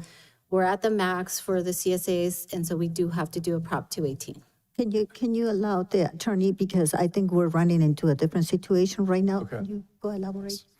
Mr. Chair, members of the Board of Supervisors, I think Supervisor Velasquez raises a very important point, and that is when these CSAs are established, there is a very specific set of county services that are to be provided to each CSA. And the costs are then determined based on those services. As Linda said, this is not a standard county service. So this should have been the responsibility of the residents, not the CSA. And I think the simplification is that we make sure that all CSAs are provided the same county services based on the actual cost of services and any increases that we are going to face annually to provide those basic services. The trouble we get into is when we start providing CSAs with an additional range of services which are not your traditional county services. And so, as Linda said, this should have been the responsibility of the residents at the outset. It didn't fall within the scope of the original CSA services. And I think that's where we find ourselves today. this is the point I'm getting to here. Every CSA is going to be different. We know that. Now, when we talk about what the county provides for a CSA, it is different on every CSA because everybody's going to have different needs. What I'm saying is when these CSAs chose to be a CSA instead of a HOA, which in my opinion, they all should be HOAs so they can provide themselves better services, they're going to change as years go by, right? They decide, you know what, we don't want weeds part of the year, we want weeds gone all of the year. That means additional services. That means additional dollars, which means at the end of the day, to me, it's simple as what are the costs for the year? So we can budget. And if you want to put a gate or you want to do something else that's going to cost you $10,000, $20,000, $30,000, $100,000, what's that cost?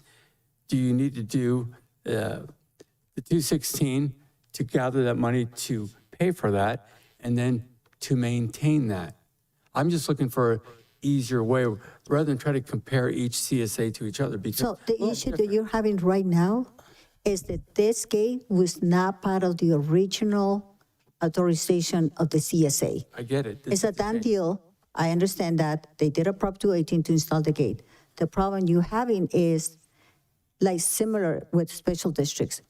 You had to be providing the authority to the special district or CSA to operate that. You say they're going to be different.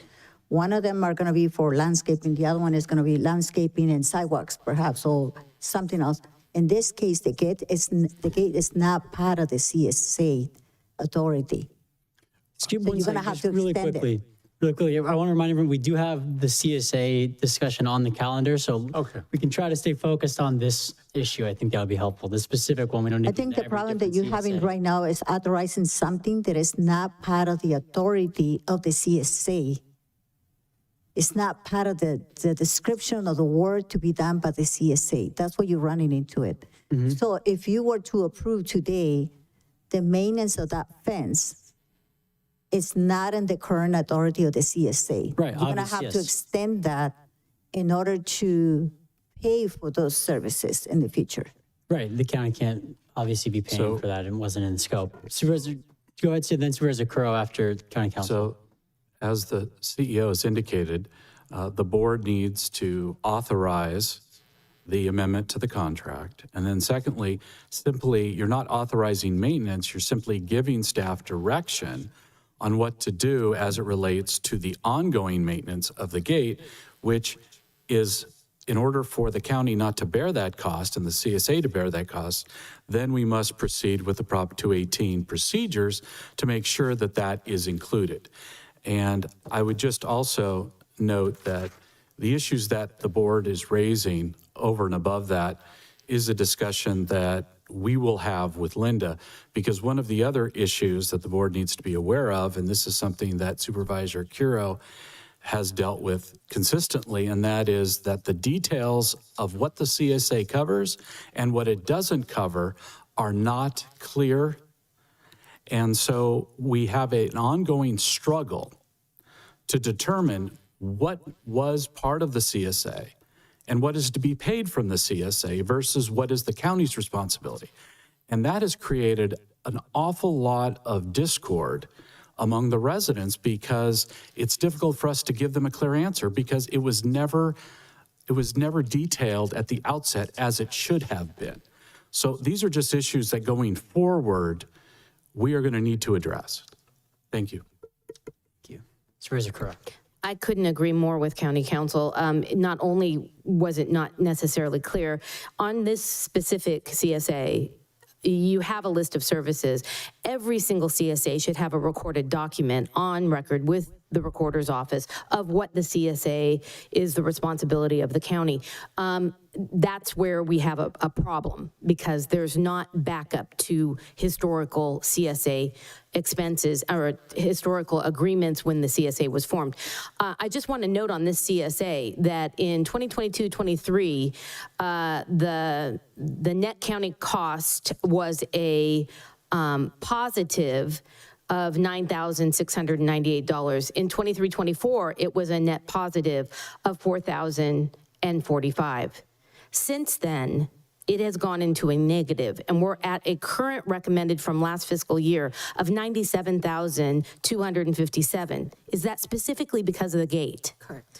And they passed a Prop 218. So does the budget revenue accurately reflect how much money is coming in on the current CSA 50? Yes, however, that additional tax revenue ended this fiscal year. So going forward, we're going to scale it back to the 2 original tax levy fees, reducing the revenue coming in for the gate because we've collected the full amount for the gate. So if we've collected the full amount for the gate and the agreement originally was just to install it, my recommendation to the board would be that we do not get involved in maintenance. If maintenance is an issue, they need to form an HOA, and only an HOA that will pay for whatever services that HOA has. What people have to understand is HOA does not mean that you have regulations on what color you can paint your house or what you can do with your yard. You can have an HOA that just focuses on one thing, a private gate. That's it. They form it, they do it. But we need to be able to explain that and guide these CSAs to where and how to create HOAs, because I do not support ongoing maintenance on a CSA, even with a Prop 218 vote. We need to get out of that business. So right now, my recommendation to the board would be approve the one-time costs.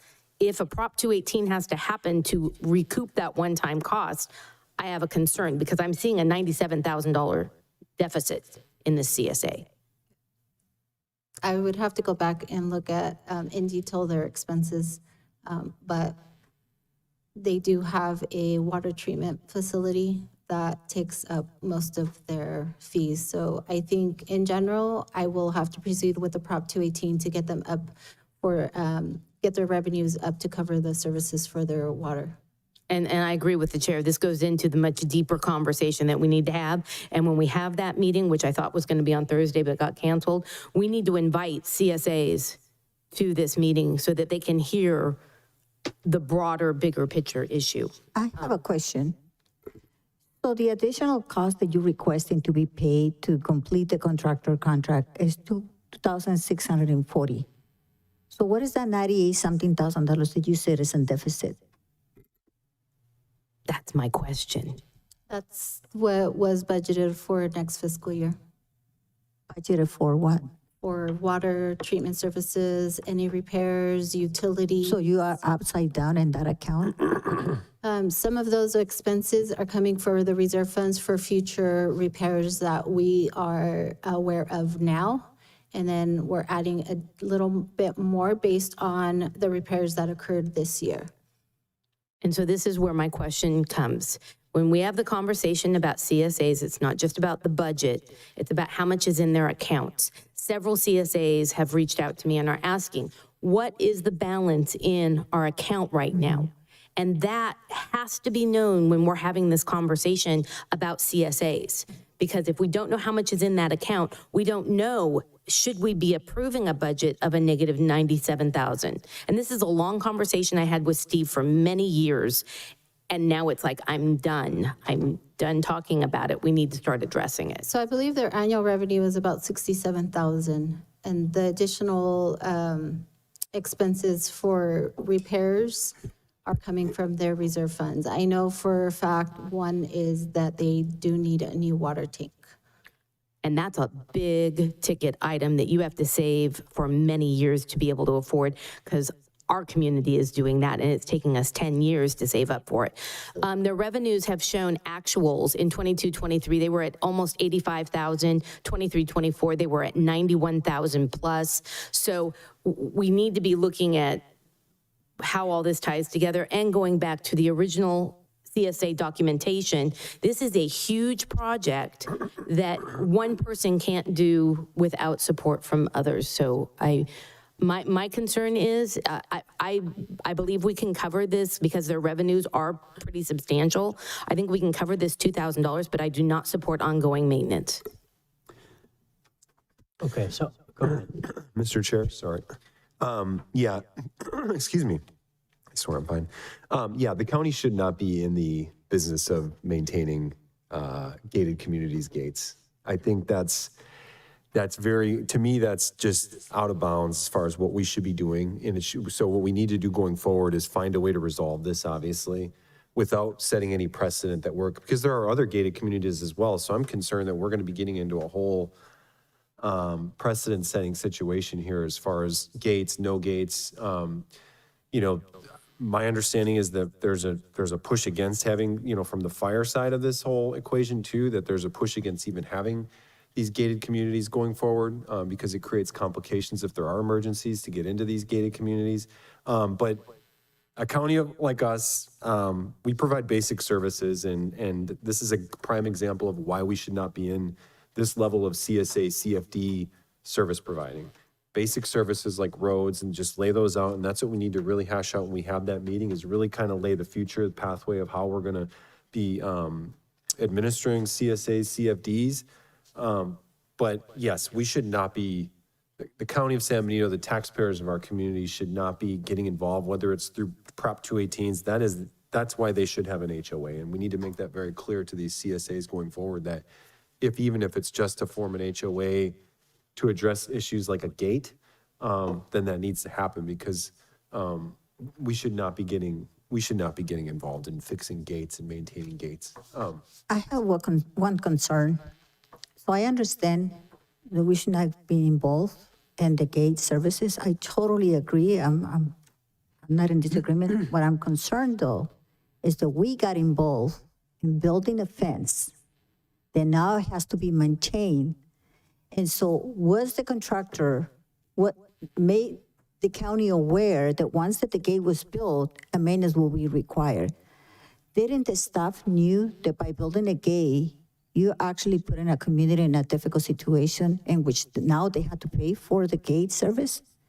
I'm just wondering, what they were thinking when they were building the fence? Who requested the fence? How the fence was approved for Prop 218 without looking into the future about the maintenance? It doesn't make sense to me. Thank you. Yeah, I mean, I would naturally, I would assume that the residents considered that they were going to be maintaining it and operating it and paying for that. I assume, because I don't think they expected the county to do that, considering they were paying for it. It's going back to what I'm saying. Is the county going to maintain a gate? Of course not. We have no clue on how to maintain gates, fences, and these types of things. You hire the contractor who did the gate, and I'm sure the group understands that these things are not cheap to maintain. There's going to be problems. As I understand it, they acknowledge that. They're going to be willing to pay for any of those costs. So I want to make sure we're clear that this is not something other taxpayers are paying for. We're talking about a CSA that has to pay their own cost. And if you've heard me once, you've heard me 1,000 times. I will not take dollars from somewhere else to pay somebody else's bills. This CSA, from the conversation I've had, they acknowledge that. That's not what they're looking for. All they're looking for is to make sure the bills get paid with the money they've provided. If it needs more money, fine. The 218 process, whatever it's going to take to get them there. And I'm looking forward to this conversation with CSAs, because I think somehow we made it more complicated than it has to be. And to me, it's numbers based on what those residents want. Every community is different on what they want. So I think we can get there. I think there's just confusion where nobody's paying for this other than those residents of this community. I just want to make sure we get this thing going so we don't get services cut and have different problems. And then we can have a robust conversation on CSAs 1 through 50, whatever there is out there, to make this thing, again, more streamlined and more efficient. Because in my opinion, every owner of a CSA involved should be able to go look at their account. That group should be able to look at their account, what's in there, how much reserve do they have, what's expected cost of road maintenance in 10 years for replacing a water tank in 15 years, so on. Because that's how they're gonna get to the true numbers. And that's, I think, what we can do, make sure everyone understands it is their responsibility. No other taxpayers are gonna bail them out, and that's not what they're asking for here. All they're asking for is make sure their bills get paid, money they provided. Thank you. So we have a couple different items then that we need to go through as far as the the actual agenda item. So the first is the 2640 for the actual construction of the gate, adding that. So we can separate these out. First, we can deal with that. Is there a motion to approve adding the additional 2,640 for a total not to exceed of 98,640? So moved. Is there a second? Second. Thank you. Can we have roll call vote? Please? Supervisor Zanger? Yes. Supervisor Velasquez? Yes. Supervisor Kozmicki? Yes. Supervisor Sotelo? Yes. Supervisor Curl? 5-0 vote, motion passes. Great, thank you. Then the second half would be regarding the ongoing gate maintenance payments. And so I guess I've heard that the idea, Supervisor Curl threw out helping them form an HOA to do that versus I guess the other option would be just going through a 218 to increase the fees every year for that, right? Those are the two options, if I understand correctly, that we've presented. Okay. Yes. Thank you. When was the gate completed? In December. In December. So have we been accruing the $150 cloud charge since, let's say, January for the last 5 months? Yes. So what do we do about the, paying those $150 charges? I don't see this HOA. I mean, I like that direction, but it's not going to happen overnight. And so do we have okay, for this year, the goal is by December of 2026, that HOA is completed and that is all done. But I feel like we're a little bit on the hook for paying some of these invoices, or we're just going to ask this contractor to, sorry, we'll pay you in a year, or the homeowners will pay you a year from now. I kind of feel a little bit weird about that. Like, what do we do in the interim? Because we've accrued existing I think invoices. we're missing one piece of the situation. We don't have a contract with him for maintenance. The contract for the installation doesn't include maintenance. How do we pay someone without a contract? Even if the board decides, I understand your concern, it's the same concern that I have. That's what I asked the question. Were we aware of having this contract for services? If we didn't, and now we're delayed on paying the service, we need a contract in between to pay for those services, but make sure that those services are going to be from the CSA, part of the Prop 218, even if you do it until the end of the year. Right. No, 100%. I just think we have to consider that, and as we discuss this, right, that it's not just about, okay, well, we'll have this HOA discussion. There has to be a little bit more about what are we going to do from January to current, because those invoices exist. I totally acknowledge and hear you that we're outside of contract, but that's not going to change the fact that there are these. So I just feel like there's two different parts to that. Yeah. You're making a great point, and this is why these things, I don't believe, should be this complicated. This is a utility bill, basically, to provide cell service so the gates can open and close, and if emergency vehicles come in, they can get right in because they have the codes to get that taken care of. That, again, should be paid from their budget, their annual budget. That's why I use the example, if it's $1,000 we budget for, and we're actually only paying $800, there's always a reserve to catch these additional bills that are going to come up, because, again, nobody else is going to pay for it but the organization, CSA, HOA, whatever you want to call it. So somewhere in that budget, there should be dollars that pays that bill, and that shouldn't be the complicated part. I agree with what you're saying. They need to be aware that there should be a maintenance contract figured out what that's going to cost. So that's figured into the 218 to cover the cost of that, and the water tower or tank, whatever it's going to be needed in the future replacement parts. So these are all important pieces that have to be clarified. That's why I'm looking forward to the next discussion when we can about these CSAs and HOAs and how do we stop this. So I guess one potential solution is the following, if you allow me to maybe place a solution just for this year. That was my biggest concern. It feels like we acquired that responsibility. So include in the Prop 218, the 2,600 and something that is owed for the construction and the 1 year service that ends December of this year. and allow the staff enough time to be able to have that discussion with the residents for the HOA. But I think that will be the only proper way to do it, because that gate needs to be having service.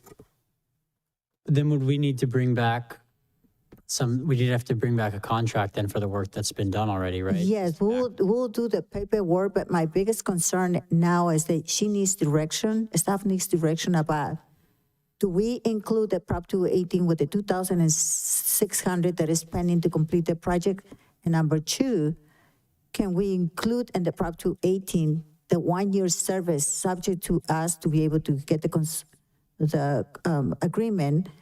And then for the next year, staff will work with the group so they can create the HOA. Okay, That makes sense? that makes sense to me, Supervisor Crowe. I would only ask that we also know what the fund balance is of CSA 50. I just sent you an email saying we have a fund balance in the ACFR of all CSAs. We don't have a fund balance for each CSA. And that's where we need that for that meeting when we have the CSA conversation. Otherwise, we're not having any sort of understanding of where they're at fiscally. Sounds good. That's a very important point. Very important point. And again, this is basically a utility bill on this that we're talking about. So we need to get that caught up, keep it moving forward, and then have that deep discussion on these, because this really, hate to put it this way, it shouldn't be something we're dealing with. It just shouldn't be. And I think there should be an easier process for all this. Thank you. So, Mr. Chair, the recommendation from the CEO, what I heard was to go to the residents and with the 218 to incorporate the 2640 on top of the 1-year maintenance, which roughly sounds like about $44,000 to $4,500 in total, and to come back in a year after the staff is given time to hash it out. I'd make that motion. Well, just a quick second here, though, because I also Well, heard. hold on, he made the motion, so now we have to have a second before we can discuss, I believe. Oh, Second. give me a quick second. You're right. Sorry, I'll second that. A second. I'll second it properly. There's also a conversation you pointed out about a replacement of a water tank potentially, and maybe some other equipment. So that has to be discussed into this 218 to cover all these costs, correct? But she will have to come back to the board to include that in the Prop 218 with projected costs for the project, including engineering designs and whatever is needed. We don't have those numbers right now. So for us to include that into the Prop 218, it's not in the agenda, number one. Okay. So we need to come back maybe on June the 9th, if that's the desire of the board, to have all the numbers and to just do one Prop 218 to include all those services. Okay. But also to analyze what budget they have available. We don't know the balance. So if it's something missing, then we'll have to do an analysis of whatever is missing in the CSA balance right now, maybe other costs that we have not foreseen and they're upside down. So we need to bring that completely, a full discussion with Okay, that. just for me, for clarity, but what we're approving now covers this cost already for this monthly fee that hasn't been taken care of for that cell service or whatever it is to get the gates open and closed, because that's a critical part of any gate system. So I want to make sure that's covered and that's going to continue to operate properly because that bill's paid. So under the motion, we'd be coming back, this would be giving direction to come back on the next. So for now, the issue right now is to proceed with the 1-year contract for the maintenance of the gate and come back also so that they don't stop right now. The gate needs to be serviced. So we're proceeding with that, but then we'll come back next meeting with the total of what is all under the Prop 250, the total that is all under the CSA, including the fees, the water tank, and the $2,600 altogether projected, so that you can make a decision and give direction to us to proceed with the Prop 218, acknowledging all the costs that are going to be involved with Prop 218, not just the $2,600 in the 1-year contract, everything that comes I'll amend my together. motion to incorporate as stated by the CEO. I'll approve. Okay. So then we have a first and a second. Everyone set? Good. We roll call vote, please. Supervisor Zanger? Yes. Supervisor Velasquez? Yes. Supervisor Kozmicki? Yes. Supervisor Sotelo? Yes. Supervisor Curro? Yes. 5-0 vote, motion passes. Thank you. Okay, we will now be moving on to the item that we added at the beginning of this meeting. This is from Francisco Diaz.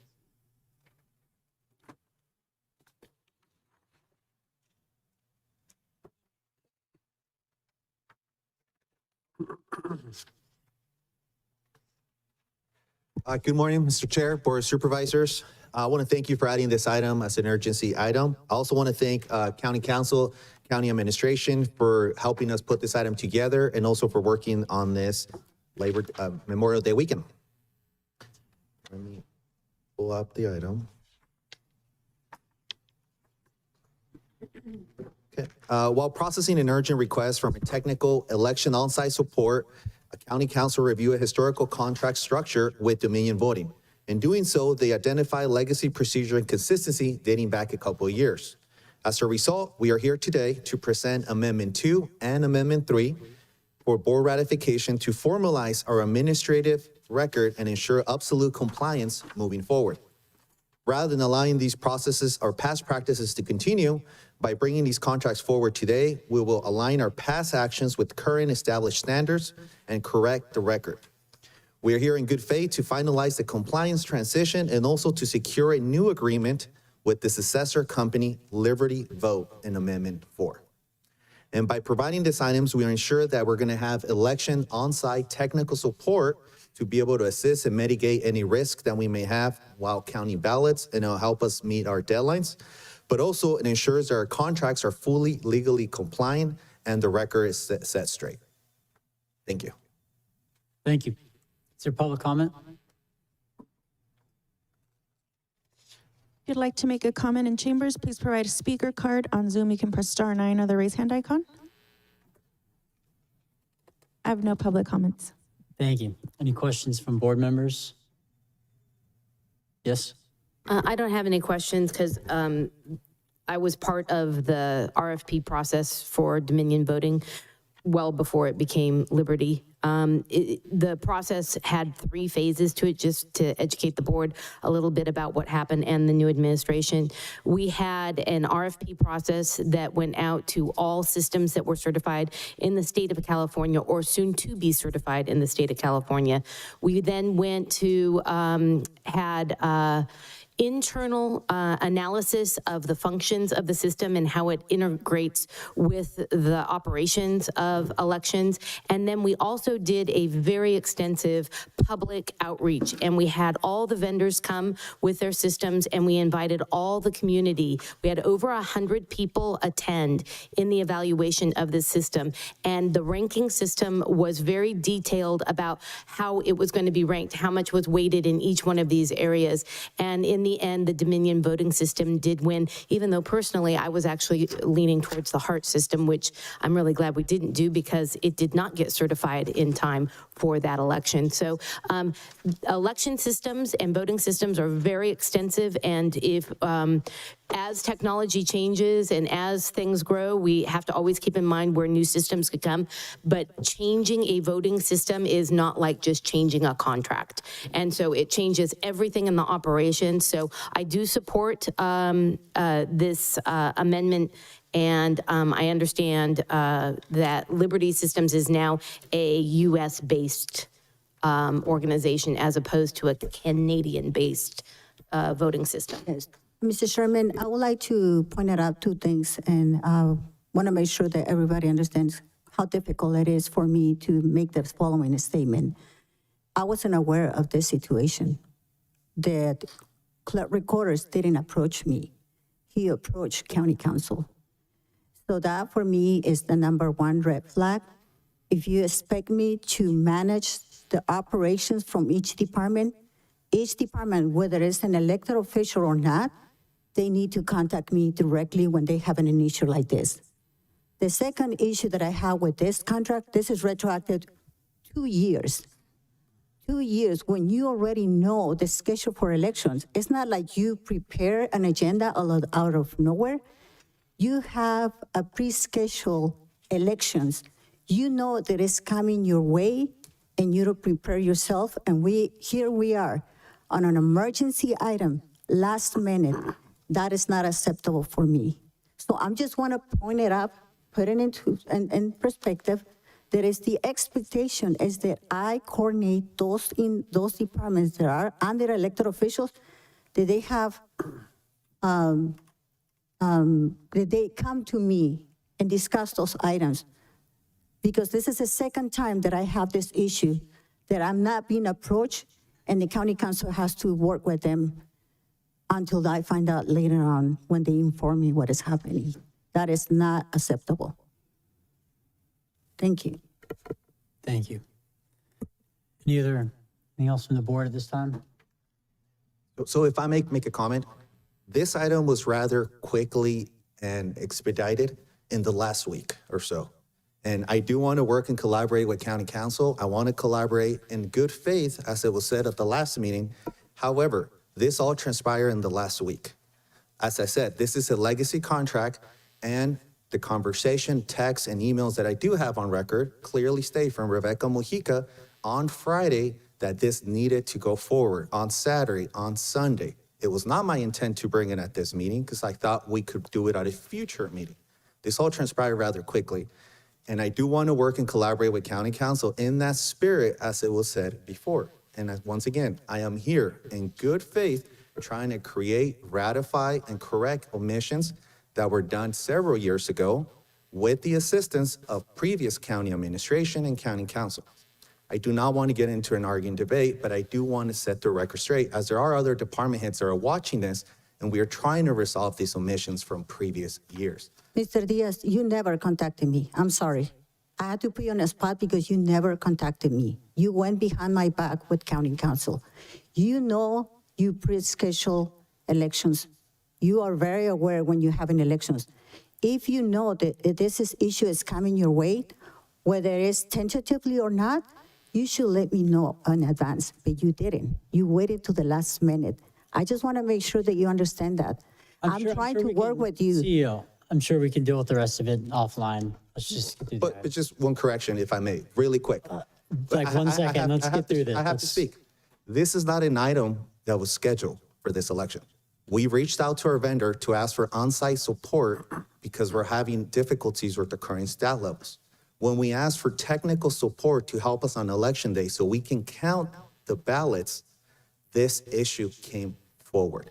It is not something that I was planning on coming forward this month, this year at all. It came forward upon legal review, and thanks to their consultation, we are here, but this is not pre-scheduled. This happened because we wanted election support. That's all. Okay, thank you. All right, is there a motion then from the board at this time? I move to approve. Second. Thank you. We have first and second. Can we have roll call vote, please? Supervisor Zanger? Yes. Supervisor Velasquez? Yes. Supervisor Kosmicki? Yes. Supervisor Sotelo? Yes. Supervisor Curro? Yes. 5-0 vote, motion passes. Thank you. Thank you. That will conclude our regular agenda. We'll move to closed session. Do we have any public comment for closed session? If you'd like to make a comment for closed session in chambers, please provide a speaker card. On Zoom, you can press *9 or the raise hand icon. On Zoom, I have one. Stacy, you've been unmuted. You have 3 minutes. Stacy, you need to unmute yourself.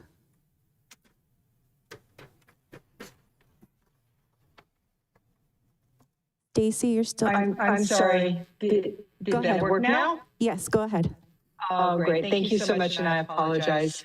I just wanted to bring up just a couple of little concerns regarding closed session.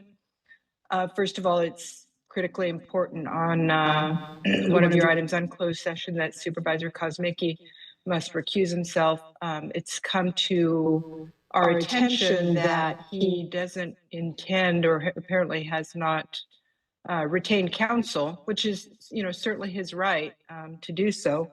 But Government Code 8314 would prohibit him from using public resources for campaign activity, and a recall is considered a campaign which means that county council cannot be providing any advice or support in this issue. Also, the California Rules of Professional Conduct, Rule 1.7, prohibits representation involving a conflict of interest. And just to, reinforce the concerns, transparency and trust are critical for the people of this community. It's the intention and desire of our community to have accountable, transparent governance, and that cannot be ignored. Thank you so much. Mr. Chair, if I may briefly respond as to item 4.6, Supervisor Kosmicki is, of course, recusing himself, will not be present, and will not have access to any of the information because of the stated conflict. I would also note that we have not and will not provide any information to Supervisor Kosmicki in this context because he is acting in his capacity as a candidate and not as a supervisor. And finally, our representation is of the Registrar of Voters, not Supervisor Kosmicki. So we will continue to discharge our ethical duties as required. Thank you. Thank you. Sorry, I have no other public comment. Thank you. Okay, we will adjourn to closed session then. Thank you. Recording stopped.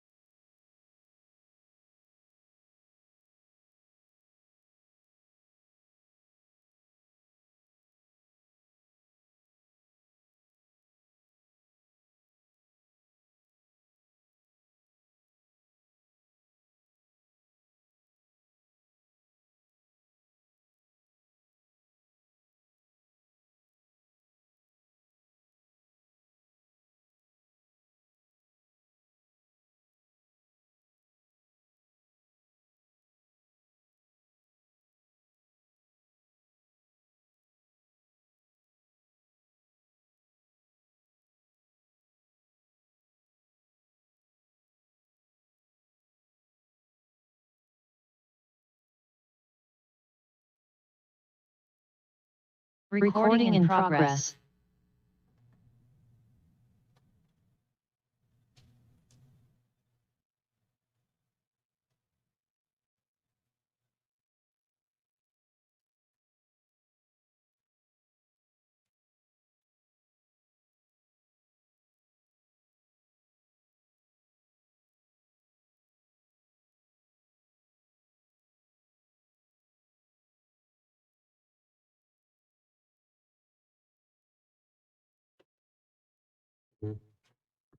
Good.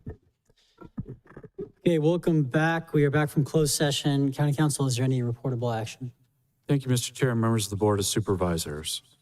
The Board of Supervisors met in closed session as to items 4.1 through 4.6 this afternoon. There is no reportable action except as to item 4.3. That's a matter of real property negotiations involving the Verizon cell tower in Veterans Memorial Park. The board has directed that we proceed with a special meeting and a closed session with the Veterans Commission, since they have statutory authority under the county code to consider any negotiations and offer. Thank you. Thank you. Move to future agenda items. We have no new future agenda item requests. Is there any public comment on future agenda items? If you'd like to make a comment on Zoom, please press *9 on the raise hand icon. And I have no public comment. Great. Thank you. That brings us to adjournment. Thank you.